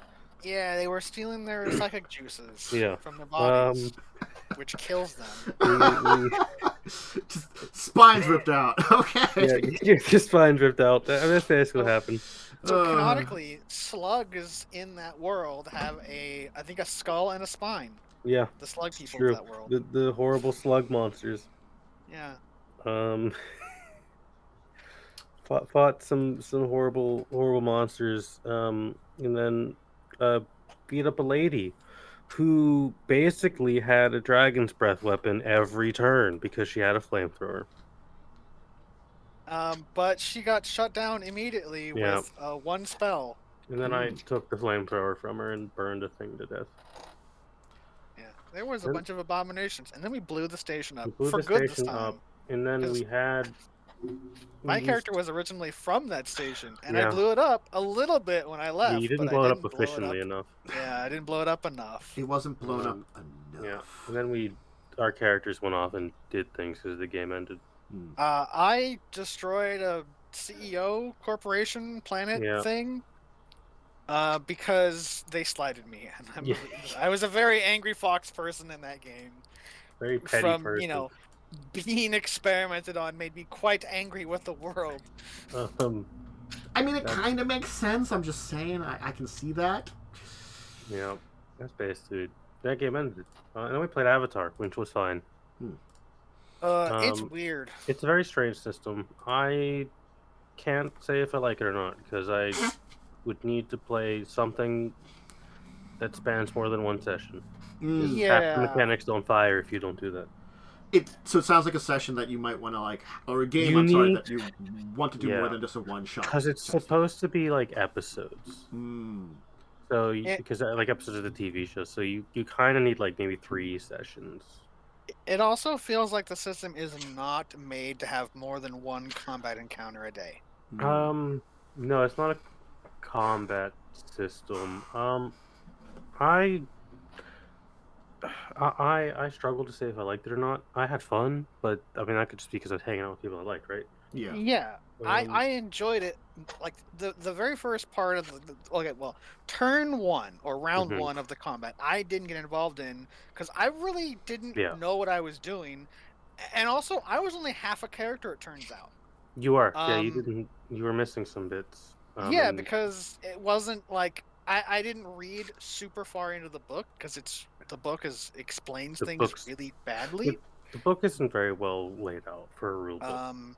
Yeah, like character creation, in my opinion, and this is how I'm writing mine, is everything you need for character creation should be 1 page with maybe a reference for like, hey, if you need to grab these numbers, they're on like page 5. So you go to page 5, you grab the numbers you want, then you go back to page 2, and you finish making your character. And in that book, it's like, all right, here's a bunch of things, and we're not going to tell you where anything else is, so just read the whole book. Yeah, it's a very poorly laid out book, but the system itself, I feel, was fine for what it wanted to do. Okay. None of us played anything particularly complicated. I just played a meathead. You played an earthbender who could metal bend. We're in the Korra era, which is the 1920s, right?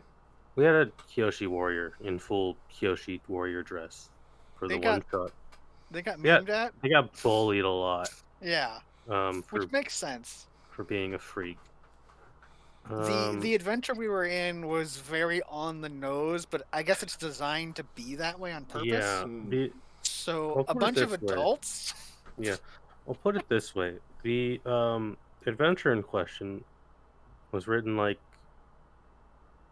a Korra episode, so like not the best written, but fun. The plot was like, oh, businessman went missing. Who could have done it? You can figure out the mystery basically fucking immediately. But it's If you like, haven't oh, figured it out, this guy who just came to town wanted a meeting with this dude, and he disappeared afterward. Who could have done it? Yeah, it was that guy. you didn't figure it Shocker. out from the first hint. You definitely knew by the second hint. Yes. It was very much, this is 100% who did it. Yeah. Which is, I would like a little more mystery, but I get it. It was a one shot. It was a one shot. We had 2 combat encounters. 2 combat encounters. And The first one was fine. Yeah, the first one I think was fine. Me being half a character probably really didn't help for the second one. To be fair, the second one only became a combat encounter because we were done. Yeah, but like in a longer term game, my character was basically done. I couldn't do really anything without like 1 to 3 days of downtime. Yeah, and I think that's how you're meant to run it. Yeah, because you only get like, well, I guess you get like 4 if you rest in like in an inn. But I had a bunch of status effects because it's like, because I mean, I don't know if it's purposeful, right? Mm-hmm. But this really rubs me the wrong way, and I mentioned this to Momo in our chats. Is in like D&D and most other tabletop games, everyone has an attack and defense. In the Avatar one, it's all attacks. So the guy gets his turn, he just does something to me. I don't have a defensive thing. I can't, have a reaction to do something. So he hits me with trapped. There are defensive abilities. Yeah, but it's instead of taking an attack action, you take a defense action. You get one thing. The way it works for most defense reaction is, first off, you have to spend a fatigue to do an action, which is kind of whatever. Okay. Some of them, not all of them. For defensive actions, you have you can ready yourself to brace against a hit, so you can spend 1 fatigue to take no damage, because if you get hit, you take 2, or take a status. You can retaliate, so they do a damage to you, but you do a damage back. And I forget what the third one was. Yeah, but my character, I did an attack which took 3 of my own fatigue to automatically do a bunch of damage to somebody else. So I'm already sitting at 3 fatigue. Mm-hmm. And so in the way the system is written is you cannot take more fatigue than you have slots for. So I had 2 left, and the attack is take 3 fatigue or take 3 side effects. Well, I cannot take 3 fatigue because I only have 2 remaining. Yeah. So that means I have to take 3 status effects. So you only have 5 of each. You can have 5 status effects and 5 fatigue. And getting rid of fatigue is actually relatively simple. When you travel locations, you lose 2, and if you sleep, you can lose up to 5. And there's actions other players can do to drop your fatigue as well. Yeah. But I would be mostly just done for that day, and probably most of the next day. The way you're meant to do combat, because I went back and looked through, we were doing it thinking as if it is a combat system itself. You are meant to take the actions that reduce your fatigue as well in a combat. I don't know any of that. But because it was all of our first times, we didn't know that. Yeah, so the combat was rougher on us. Yeah. I was curious to go and look at it the day after, because it's that can't be how it plays. Yeah. Because it feels like for example, I'm going to use D&D, and this is a terrible example, but it'll get the point across. So let's say you're fighting a wizard in D&D, and you as the DM say the DM casts Fireball, and then the DM just rolls damage and says you all take this damage. The DM doesn't ask for a save or anything. It's just this happens. Which from a narrative side is fine, but from a tabletop player, it just feels weird. So it's were we doing it wrong? Is that how it plays? Because that, to me, feels bad. Because I just had a bunch of shit thrown on me. It is how it is meant to play, but again, you are meant to take the reduced fatigue actions, but we just weren't doing. I mean, I didn't know it was an action. The logic behind it is, The fatigue isn't to simulate you getting hit. The fatigue is to simulate you dodging, because no one ever really gets hit in Avatar for the most part in fights. Yeah, I was technically thrown into lava. Yeah, but so that usually kills people. In the way it's supposed to work, is you weren't thrown into lava. You spent your fatigue to dodge the lava. Mm-hmm. Well, I took conditions to get out of lava, basically. But yeah, basically, like that's the logic behind how it's supposed to flow. Winch it does its job effectively enough, but again, I would need a longer game to figure out if I like it or not. Yeah, gotcha. I did enjoy playing a Himbo Firebender. We had fun playing the game, but the rules are just weird. The rules are a little weird, and they're hard. If you don't have experience with narrative, which none of us do. Yeah, they're very hard to wrap your head around because it's very rules light. It's just like, I want to do a thing. You're just like, okay, you do a thing. You just describe however you want. You roll. If you get a number of successes, you can do one or two things, and you just say you do these things, and it's very simple. It's a very, very simple system. It's more about putting the power in the player's hand within the limited rules that you get. And I think the best I can say about it is the one shot interested me enough to want to try it again in a longer, for like a 3-session format, maybe. Yeah, I would definitely play a more defensive character a second time, but that's just because I would not make the character I made for this, like for a slightly longer game. I liked my character. I think my character was fine, but it's just the difference of the combat systems and what I'm used to, and it's just like the fact that it's just like this happens. It's like, wow, that sucks, because they can just do it again on their next turn. They can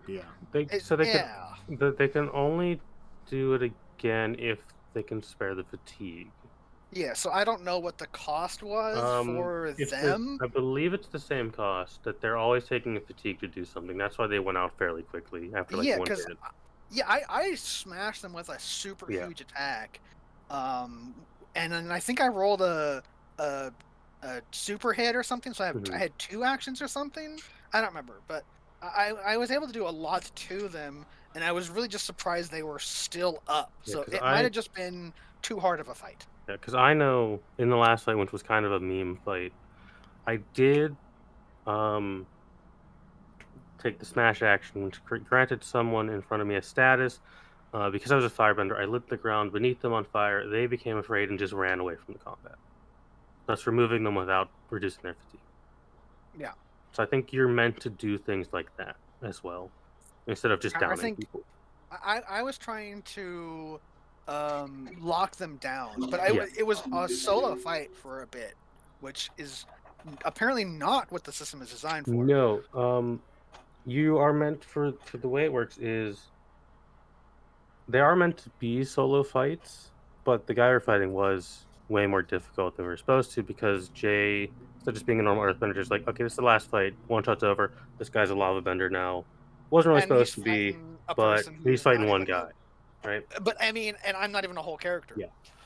So I was missing but a fair the way bit of fight's things. supposed to be is you're meant to have in a fight for the start is 1 enemy per player. If a player knocks down an enemy, they can then go assist another player. What you're not supposed to do is have a fight where all the players can gang up on one guy, or where all NPCs can gang up on one player. Because it's supposed to be every player is meant to have their own encounter that they can win, basically. Which is weird, but it works kind of. It wasn't bad. I would definitely be interested in playing it again, but I would probably make a more defensive character, because and that's just my playstyle of like, if you look at my Thursday character who has the lowest hit die but the most hit points in the party, which kind of happened by accident, and I was just like, sure, why not, let's go with it.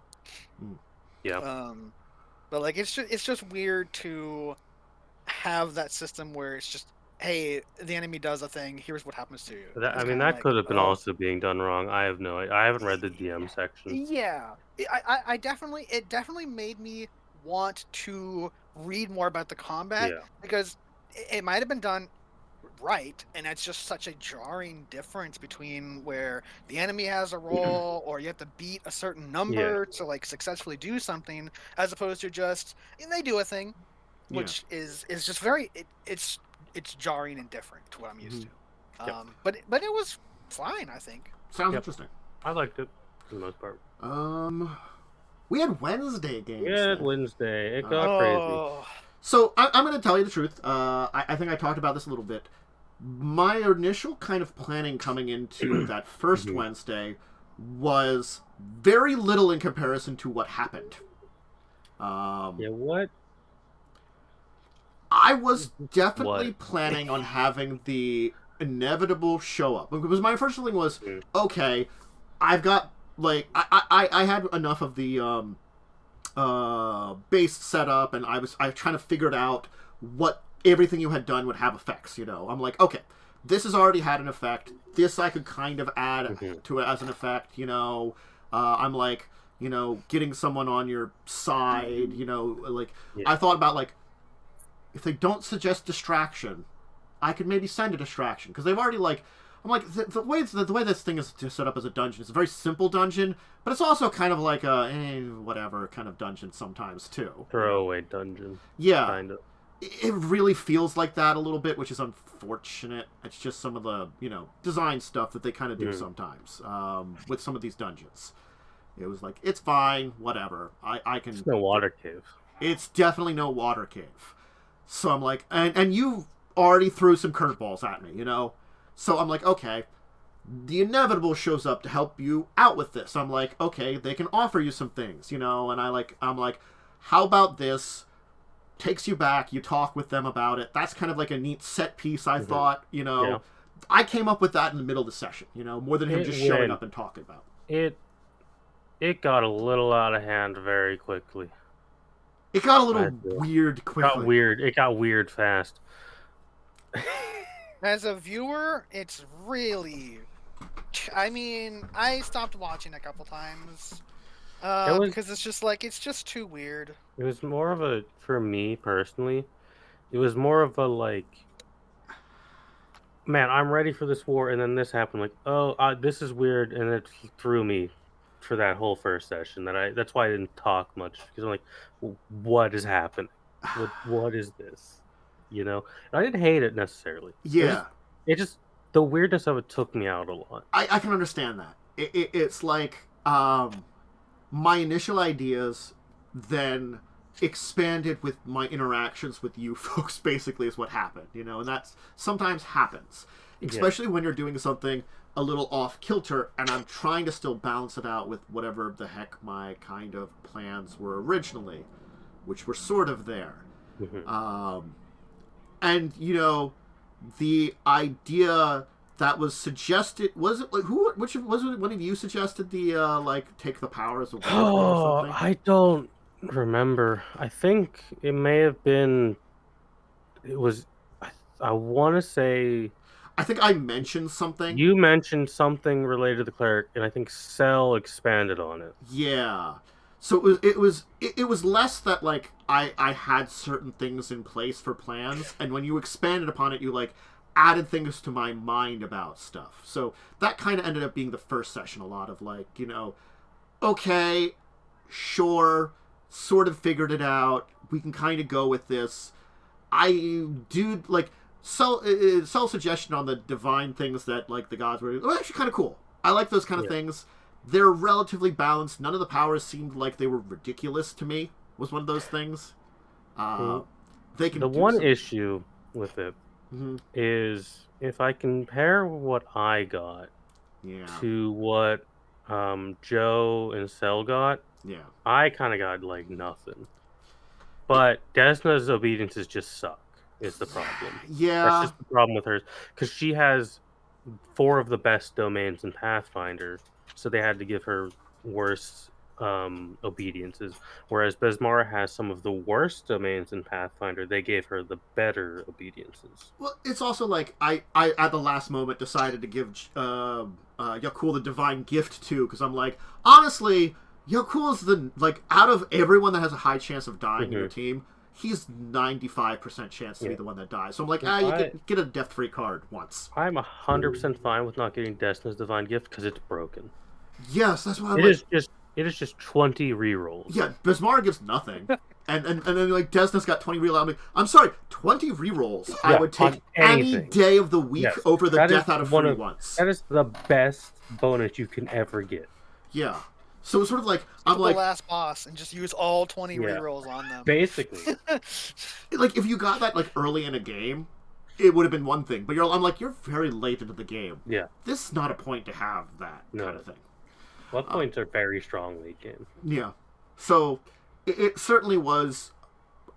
I hope, like, it's fun, it's something interesting. I should preface this thing. I'm fine with getting the lesser powers because if I look at all of the characters in the party, I am the most broken because I'm using firearms, which are disgusting. Yeah. I am half gunslinger, which is a very powerful, busted class. Yeah, powerful class, definitely. So it ended up like that first session was trying to like work off of where we were going and kind of play off of everybody and kind of build something, and I feel like there was some issues with it that I think were for the pacing, but like... Yeah, the pacing was definitely an issue. Man, I have a question now. Sure. I was playing a demon character. I mean, tiefling, but still demon-y. What the hell would have happened if you probably would have... I get it depends on... Got a magic, maybe I could roll it out for you. What deity Nat would have been aligned to. What your alignment? What was Nat's alignment? She was, I think, chaotic neutral. Then you would have probably... Maybe the... Probably... There's a chaotic... There might be a chaotic neutral magic god. Yeah, because if she followed any gods, it would have been magic ones. Yeah. Because she was a wizard. Or you could still follow the... I mean, magic gods are usually neutral, so you just a neutral god. You're chaotic neutral, you fit within one step, you're good. Yeah. Yeah. So there were some options, like, for all of the characters, like if I... The weirdest one is the pirate picking lawful neutral god. That's weird. The Arcanist decided, like, to just... got basically bullied into becoming lawful neutral. Look, I'm gonna say, the thing is, like, the city there is basically Abadar's hangout. He's gonna be paying attention to what's going on there, and so like, God bullied a player into following a faith. Yeah, I really liked doing that. I gotta be honest, it was hilarious. That was kind of funny. There's just some weird stuff like that I like, and then like honestly, the thing with a Norgerber and just fucking with all of you felt so appropriate. That. Yeah, that's more my speed when I use planar stuff. Yeah. I found that to be very entertaining. The deal with Yakul is going to be an interesting that one. Oh, man, that's a weird one. I might have missed that. The thing is, there probably would have been room for negotiation. I've got to be honest. Yakul. Oh, is this when Yakul basically just yelled at the gods or whatever? Yakul basically agreed to go steal a secret from Mephistopheles, who's like the second most powerful archdevil. Yes. Yeah, I was there for that because when we were talking to you, being like, "Wow, that's not a good thing to do." There's obvious problems with that for my character, so we gotta sort that one out. Okay, I'm gonna be truthful here because, like, I've took a look at it, and after that entire thing, it did make me want to look at the next adventure and think about what to do in the next adventure. Because, like, we were talking about, do something with Chelix. I am going to tell you, the next adventure is probably a huge mess on my side. Yeah. Because congratulations. Because what it is the first thing that happens is another mass battle. Yep. Oh, fun. What I think is what we kind of discussed a little bit post-game is you should write something in between the gap where we just infiltrate and steal stuff. Yeah. We kind of discussed that. I think that's a really good idea. I think that's a good way to get me involved in wanting to deal with this. And then also, like, that, because you're infiltrating Chelix, that might be a good They opportunity. need to bring me. That could be an opportunity to look into the Mephistopheles thing. That's an opportunity to. It can bring it back together, and that can work out pretty well. I'm going to tell you just the other thing is, the part after that is basically 2 dungeons in a row. Yeah. And I'm like, that's just so... I don't know what to do with that. I don't know what to do with that right now for the final entire thing, because it's to be honest, like, just to summarize what happens in the next adventure without spoiling anything, it's the obvious thing that happens is Hurricane doesn't join with you, gets pissed off that you're victorious there, you kind of rebel against him. Yeah. And it's written that you go after him in Port Peril. Doesn't work there. Go after him in his other fortress. Find him there. Beat him up. I think we should just skip the other fortress and have a big siege of Port Peril.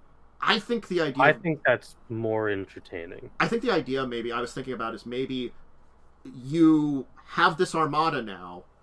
You... have it because it's something that I mentioned earlier, because I didn't actually think about this. I came up with that without knowing about this part, well, vaguely knowing about this part here, but I thought about it then is, why don't you have Yakul have to mimic something his father did and raise rebellion? Yeah. Yakul would be the, like, leader of this group that was the heroes of the Shackles, which is a lot different than his father, of course, though. But the idea then maybe, like, you raise a rebellion and we only have the one dungeon, but you also have that entire thing of, like, you figure out a rebellion and build it to, like, maybe eliminate some of these threats that would be in the dungeon. So kind of like with Harrigan, I can cut off a bunch of fights that you'd have, so you don't have a... Because Harrigan's dungeon is really small, filled with a fuck ton of fights. Yeah. One of them's a high-level cleric, which just aren't fun to fight. Yeah. And a high-level witch. Yeah. Neither of those are fun fights. So, like, I have some plans for some stuff. I the way you're working at it, there might be 1, 2, maybe 3 fights at most. Not a lot. Dungeon stuff, you've eliminated most of them. You can still do some exploring. It'll be a lot better. But, like, I just looked at it and I'm like, there's so... I have to do so much work for this. And it's like, this adventure, I understand the entire reasoning behind it, but it's just not great. No, I mean, it's an old adventure path. Yeah. So definitely shows its age a little bit at times. So yeah, but Yakul made a deal with a god, and what that deal actually entails, Yakul didn't negotiate that at all. Basically Norgrbur is like, you do this for me, and I will ensure this person's not a problem for you. He didn't say what he was going to do. Yeah. Which is another thing that I specifically made sure to have him have language with that on purpose. So, fortunately, Joe nominated the 8 intelligence guy. Yeah, and hey, you could have bought him a +4 intelligence headband. No, he refused to wear one. And you just trick him onto it. He just refused. So there was a lot of interesting things about, like, that entire exchange. Better. I did like a lot of that exchange too, like of your characters being almost like interrogated too. Anyway, do anybody do anything Thursdays? How about we move on to that? We have many games on. There was Thursday. a thing Thursday, yeah. I don't. Character. Your character got introduced. She's weird. She's a weird rabbit person who has time magic.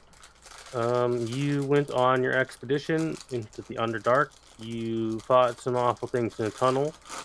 And you went and found a big underground jungle. Full of awfulness. Filled with awful creatures that I've lovingly designed. And a big tree in the middle. Also, there's sunlight down there, which is really weird. A tube. In a tube. The tube was a little confusing. You also did sass my old character into death at that point. Oh man, it was the first thing came to mind. It was a conversation about how being out in the field is more fun than studying things like in a calm and controlled and not at all dangerous and deadly place. and I forget exactly what the line was. And she was like, well, she's like, meeting people, like, it's something about, like, the type of people they were. And you were just like, well, you're these people. Yeah. And these people in question are dumb and chaotic. Yeah, And that's what to it be was. fair, my character, a little dumb, a little chaotic at times when she was in that adventure. But I wasn't wrong, but it was not just like wrong. But the deepest of cuts, and it was just like off the top of my head. It's like, you are these people, and it's like, well, it's more interesting this way, and it just left, and it's like, oh no, now I feel bad. and then you man, there are a lot of cursed creatures that don't have stats, because I'm not making stats for fucking any of them. Oh. Because there's too many of them. I mean, I think you only mentioned like 3. I mentioned 3. A manta ray with there's a lightning breath. A flying manta ray that could shoot lightning bolts out of its face. Yeah. There was a cat-sized dragonfly. There's also a tree that eats flesh. There was a tree that stabs things and consumes it. Parasitic tree. There are these floating little jellyfishes that just, if they absorb something, they just liquefy it for nutrients. Gross. Ah, yeah. They're like gelatinous cubes, but they fly. It's a small-sized flying gelatinous cube. Gross. Basically, is what it is. Gelatinous orb. Gelatinous orb. And you went into a tube. Yeah, the tube. The tube, No. which had anti-gravity magic in it. No. Yeah, we were upside down. No flying beaver gators or something. No, none of those. God, unfortunately, no. if they explore deep enough, they might find a platypus, but who knows? As soon as we started getting the description of the horrible monsters in there, my brain went to grinding gears, and the horrible wizard man who was like, "I make them better by experimenting on them."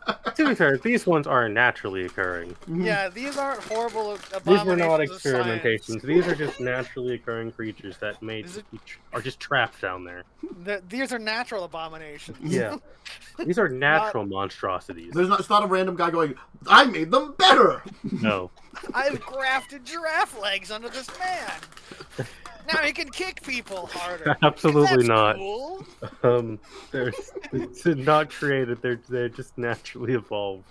Oh. In their I've close replaced environment. this person's throat with a dragon nut. Now they can breathe fire. I'm sorry, that wizard was actually just insane and evil. And by murdering him through destroying the timeline was the only thing we could do. Well, you went into a tube, which led you into a lake dungeon, kind of. It was like an office building of the future. It was an observatory for scientists.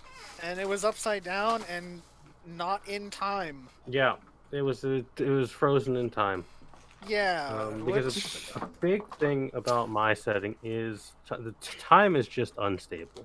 It's time Skynet has taken over. Skynet. Time is very broken.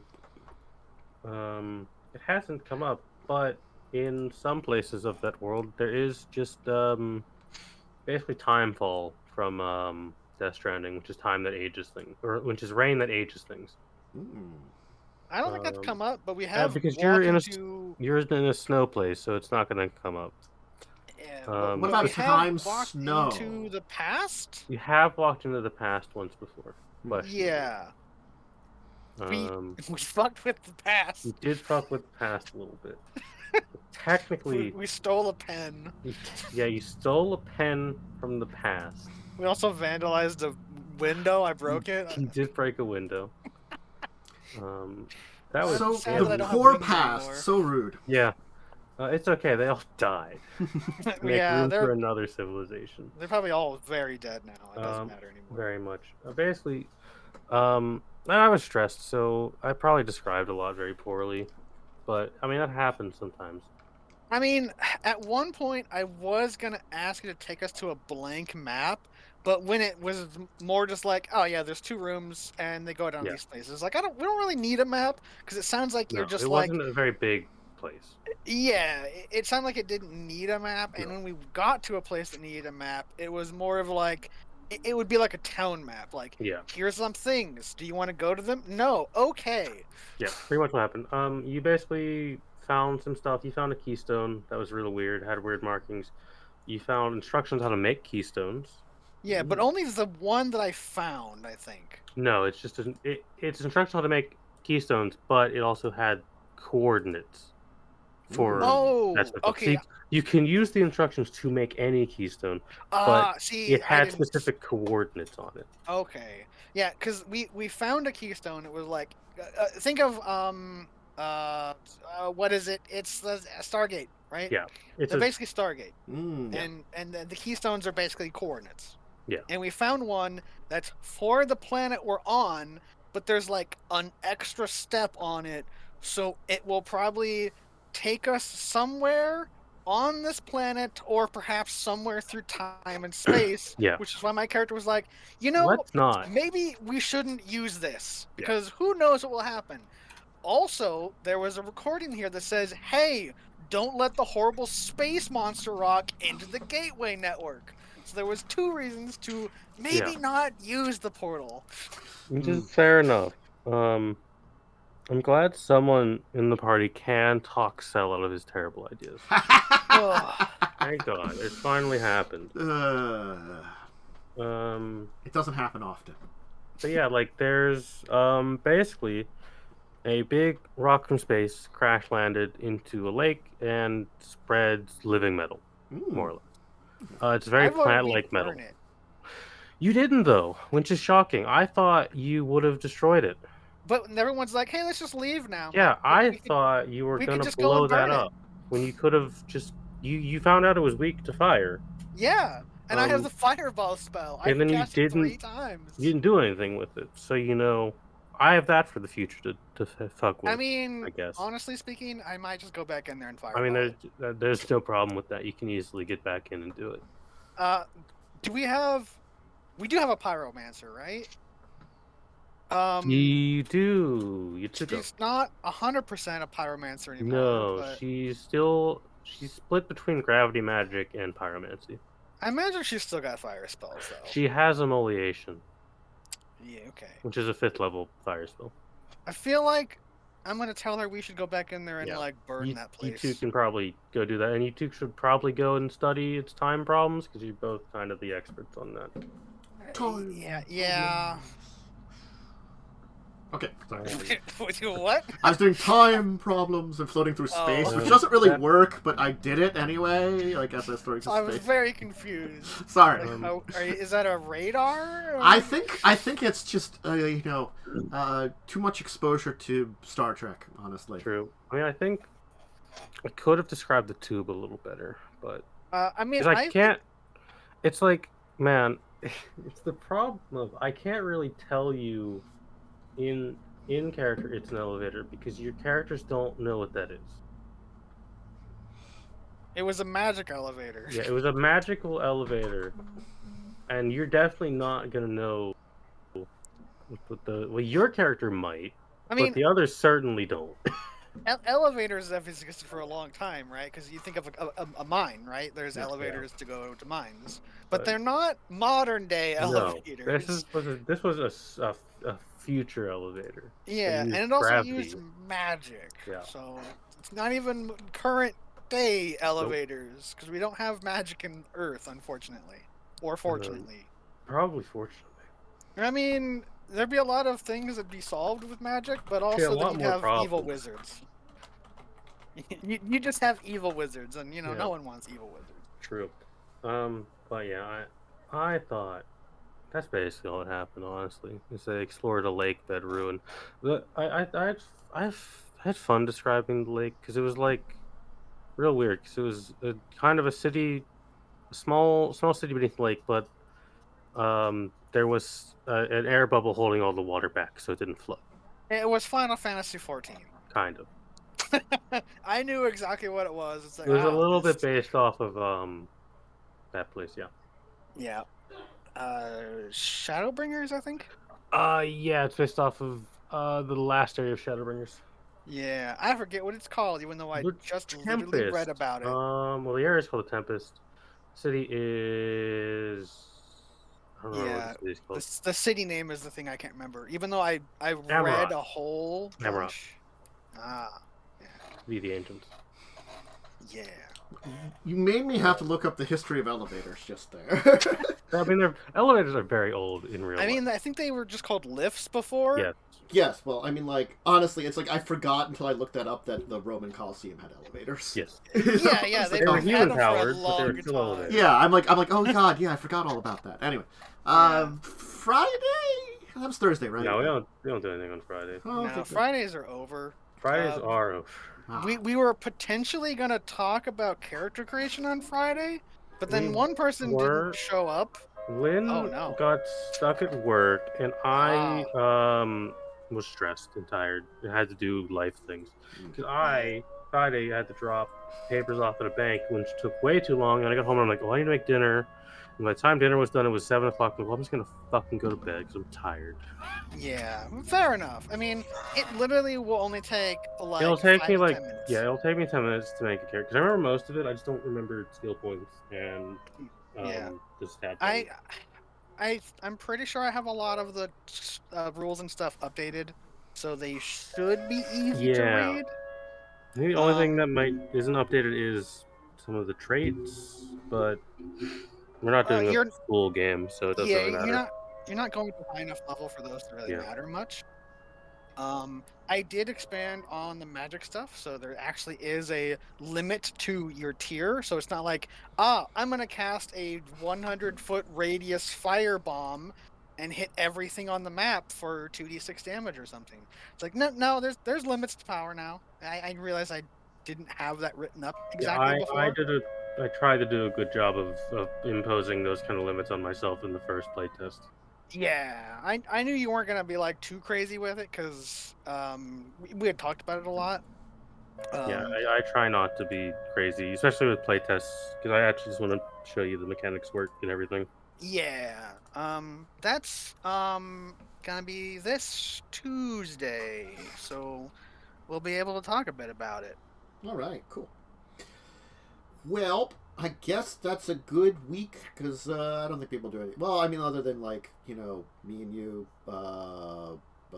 Lightning talked to Joe about his game. More Yeah. me like occasionally commenting and you really helping. You did fix our math, which Nice. math-wise was correct, but dice-wise it was wrong, and it's like, I feel a little bad because I did say to Joe I would help, and then my power went out and I still haven't read. I mean, like Joe knew that. We were talking about that. And... I still haven't read the stuff because I've been so fucking busy.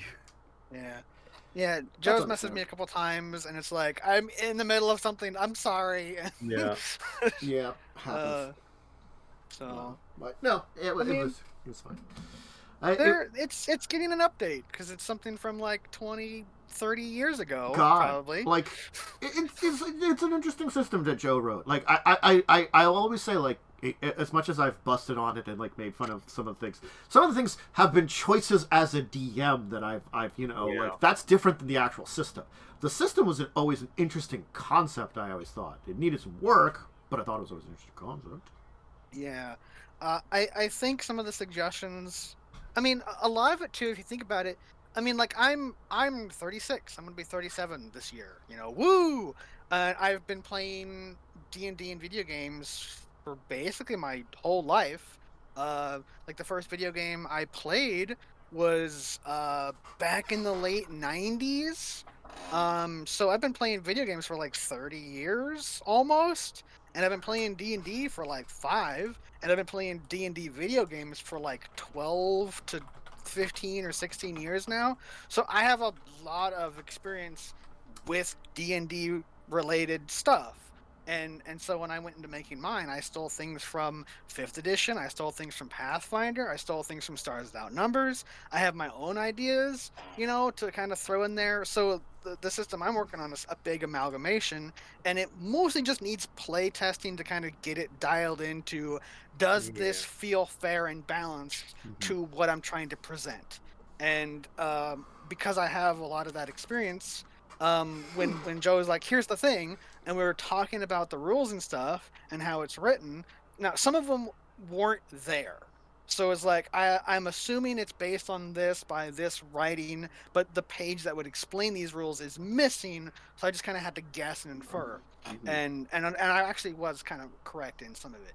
But like, when it was like, this weapon does times your strength mod and damage or something, right? It's like, okay, well, if you had a player who had maximum strength and they used this weapon, if they hit, it automatically just kills everything in the game. And that's too strong. Yeah. So there was a lot of basically like, you know, if this is what you wanted in the system, then you're doing what you wanted. But if you wanted to have it more of a little bit of a back and forth, you have to tone it back a lot, because unless your system is super hardcore, there's probably not going to be levels. If you're playing a really brutal meat kind of dice game, you probably don't have levels, because you need to be able to easily make a new character. So if you have a character that's like level 10 and you walk into a dungeon and you're like, man, I'm level 10, I'm the maximum level, and a creature one hits you and you're dead, everything that character has done to get to level 10 is just thrown away. And, you know, I don't know how big of an audience there is for that kind of system. So it's like, I wouldn't build something like that. But you could still make it a deadly system without one-shotting characters, especially in low levels, right? Like D&D 5e, it is as deadly as the DM makes it, because even though it's stacked in the player's favor, it's still really easy for a DM to just kill you. Like, here's 5 wolves, 2 of them attack parties at the same time. Mind player and some water. Yeah.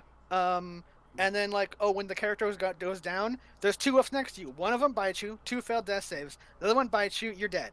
Yep. And they eat your corpse. It's really not hard to kill players in 5e. Just most DMs don't do that.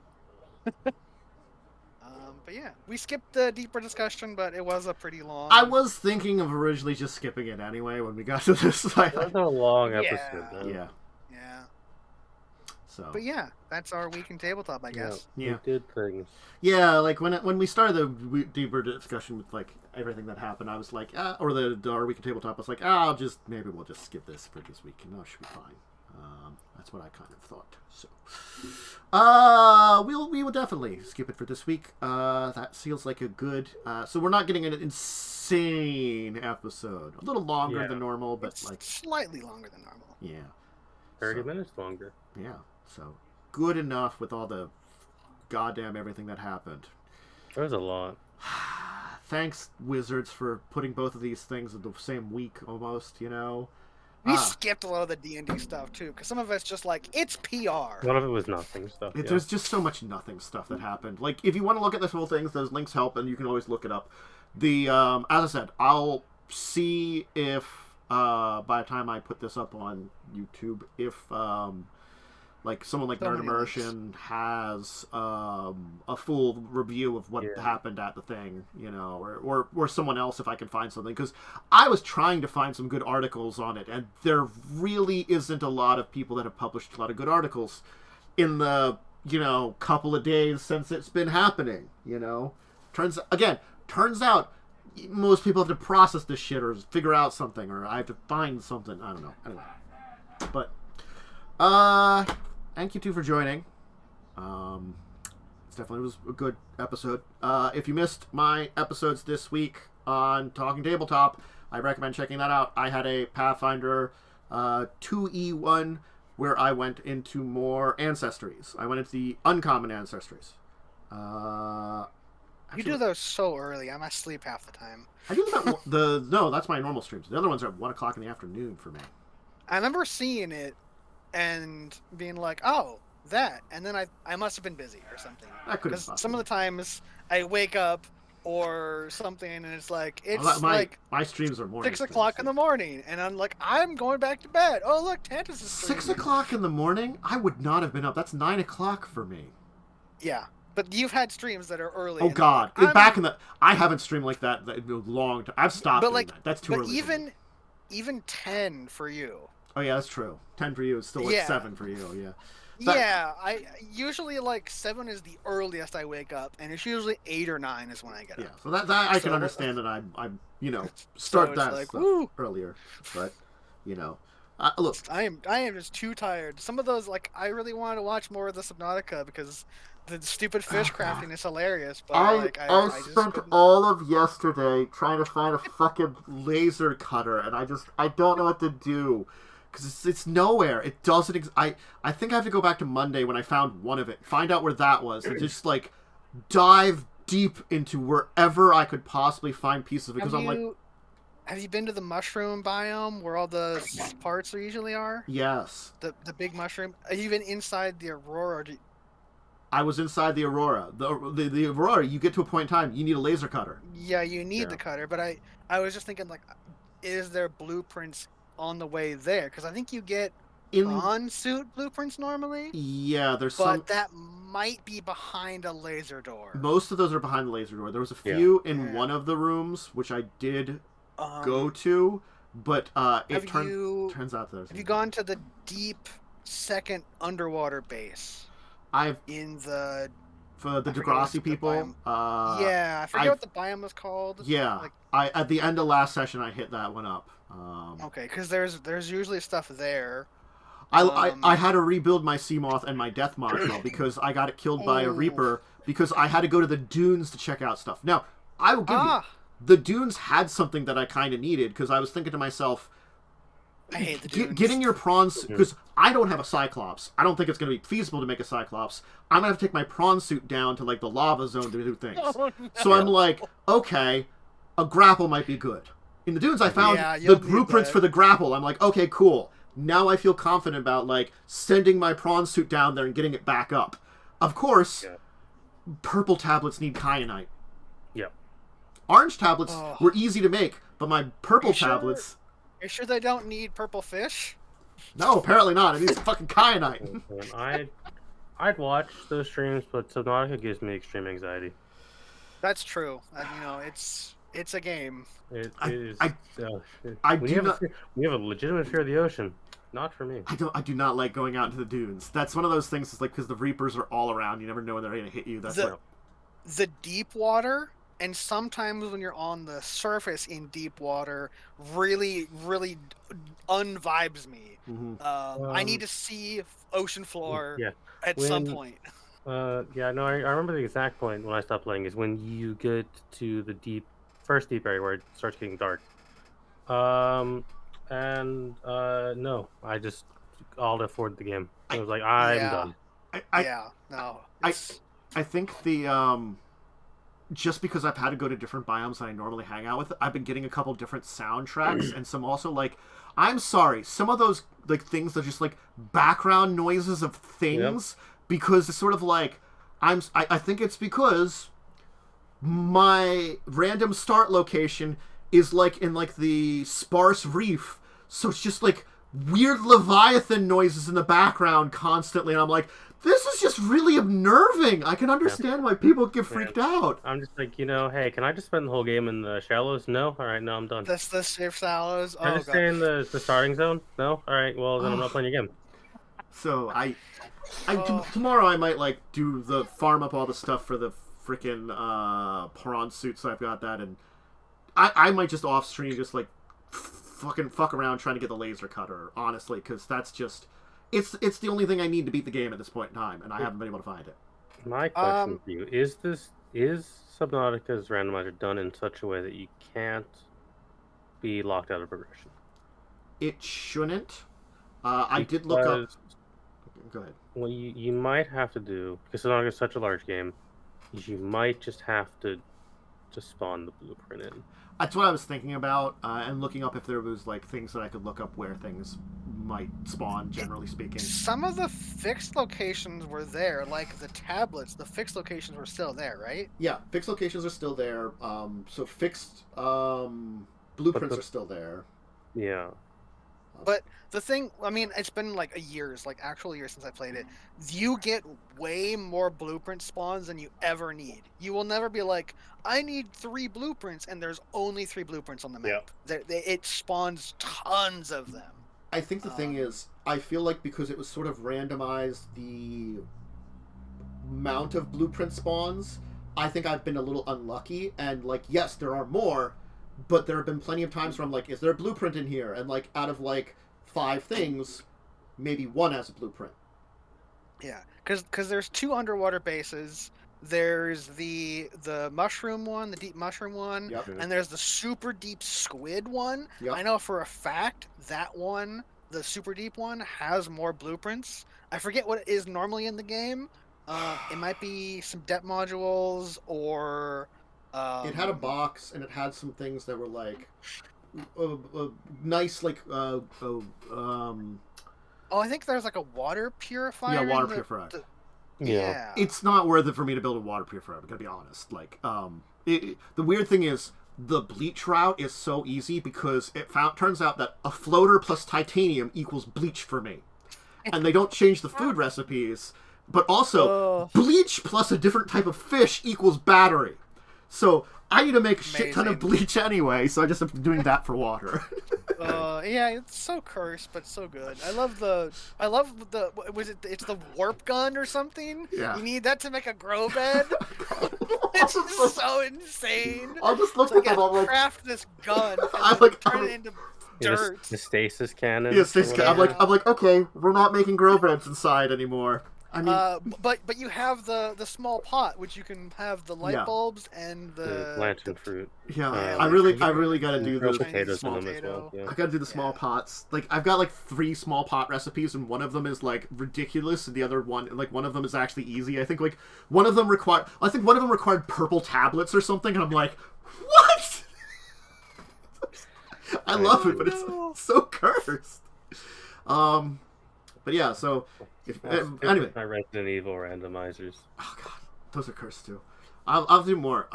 I rolled that I'm going to be trying out for my roll. I'm going to try to set it up a Skyrim randomizer. Good luck. Oh no! Godspeed, Spider-Man. Which version of Skyrim? I don't know. Man. It's There's 3 versions. It's the Steam one, probably. It's the one I have. Well, there's 3 Steam versions. There's the original, there's Anniversary, and then there's like Legendary Edition or something. I'll take a look, and I'll figure it out. Fishing. I think the Legendary, the newest one, has fishing. I don't think I have the Which is the only update they made to it.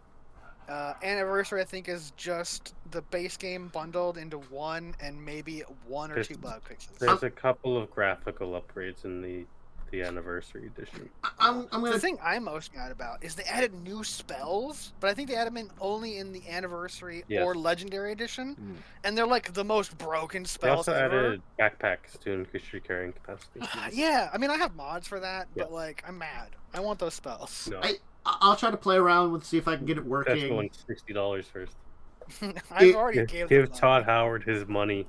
He's gonna get my money for Starfield, all right? I cannot guarantee I can get it working. We'll see. I have to worry about finishing Subnautica anyway, so I'll play around with that. You know? But like, I feel like I was gonna say I was gonna play on Monday, and I was like, oh, I might be able to do it. But I'm like thinking to myself, I still have to go and find a giant fish lady, go into the Aurora and build a giant rocket, solve fish lady's problem, and I might even have to still go down there and come back out. Because I won't know if I'll have enough tablets. Because I have 1 purple and a bunch of orange ones, because those were easy to make. The fish lady. Yeah, fish mommy. Yeah, I remember my first interaction with that was I got the thing in the super dark area and it gave me a fucking panic attack. I was doing something. Every time she shows up randomly, because even this time, I'm doing something. It's like, oh, freaking hell! There you are. Now imagine if you had a legitimate fear of deep ocean that'd been awful. I can understand it. That's the thing. Yeah. The place I hate the most in that game, other than the dunes, I think I spend as little time in the dunes as possible. I think you can go on the edges to grab a couple like diamonds or something, I never went back there again because I hate that place.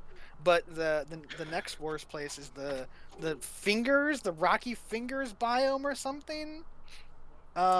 It's really deep, it's super dark by default, and it also has hostile creatures in there, so you're always getting attacked by these things, and they sneak up on you. I hate that biome so much. anything with those like bone sharks is like sucks. I'm just like, I hate you Yeah. guys. You're just annoying. Like the sand shark, whatever, I don't care about them. You know, the stalker, whatever, don't care about them. Yeah, you just boop them in the snoot and they leave you alone. Yeah, I mean, like, I can avoid the ghost leviathans at least. I know where I saw both of them. Unfortunately, or was there 3 of them? I don't know. I saw at least 2 of them. And I was like, I don't want to deal with you guys. But the Reaper, you know, it's just like, oh god, you just. I was in this one wreckage just exploring it, and it's like the Reaper kept getting triggered by my presence there.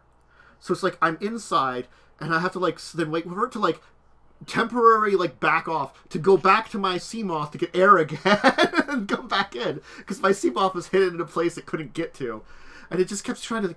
I just kept seeing it like partially clip into like the wreckage I'm in, and I'm like, please stop this. Angry. Angry and trying to growl at me. This is more annoying than threatening and loud. And it's fun, but yeah. Some other remaster was randomizer has been an interesting one. Definitely. I maybe tweak it in the future if I do it again. Honestly, that's where I'm kind of. You're making me want to play the base game again, but like then I realize it's a terrible ocean nightmare, and I'm like, you know. See, like I have tolerance for Ocean Nightmare. I have some tolerance. Yeah. I hate the ocean. It's the worst place. I certainly like that. Fish poop in there. We don't need the ocean. Hot take. I would never just go to the surface and then look down specifically while traveling at the surface. That feels awful. All I'm gonna say is if we needed to go in the ocean, we would have gills. So why do we go there? Mm-hmm. Anyway, that's enough. So yeah, Pathfinder, Ancestry Guide, uncommon ones, and I did a Shadowrun 5e character guide where how to build a character in that kind of thing. So check those out from earlier this week. And check out Pirates on Wednesday. I'll be doing Subnautica on Monday, and maybe the Skyrim randomizer if I can get it work by Wednesday. You know, so that's kind of the schedule right now. If I don't get it working, I'll try to get working tomorrow. So if I can't, then I'll just re-roll on Monday. Can't wait until you get to the ship building part, and it requires like 16 different types of fish. The weird things for the prawn suit, and there was some stuff that required peepers. I think for building a prawn suit, I had to like convert peepers and something else into one of those advanced materials, and then use those to build something else. It's just advanced fish science. The fact that a sea moth requires a habitat builder to build. Perfect. So I have to build a habitat builder to make a sea moth. Did you take the batteries out of it? No, I didn't. I didn't bother. I probably should have. That would have been extra batteries. But I keep making fish batteries. I have like... It's so weird. I have like 20 used up ones because I don't have the battery charger or anything. Oh no. I think that's one you get in one of the, deep areas, but not mega deep, like a 300. I found 4 of them. So that's 4 out of 5 that I need because it randomizes. Is it 5? It's normally 3 for everything. It randomizes it between 2 to 5 was one of the options, and I had it like that. Oh no! I'm lucky the laser cutter's only 3, but for like that one, it's 5 that I need. Well, yep. You can use dead batteries and crafting material to make powered batteries. They don't need it for anything. Oh, that's right. 'Cause it's random. Yeah. It's like, they give me advanced wiring kit, and I'm like, I thought to myself, like, I've never seen anything that I can build that requires an advanced wiring kit. When I finally, like, built, like, something, and I'm like, why would I need this? Here's an advanced wiring kit, but you don't need that. Just go and grab one of these floating fish, the bladderfish. That's more important. Just make wire his little fish brain in here. Just use like build a wiring kit, which is used to make the rubber, which is then used to build something else. It's fun. Yeah. Anyway, bye everybody. Bye everybody. Farewell. See you Monday at least. Bye.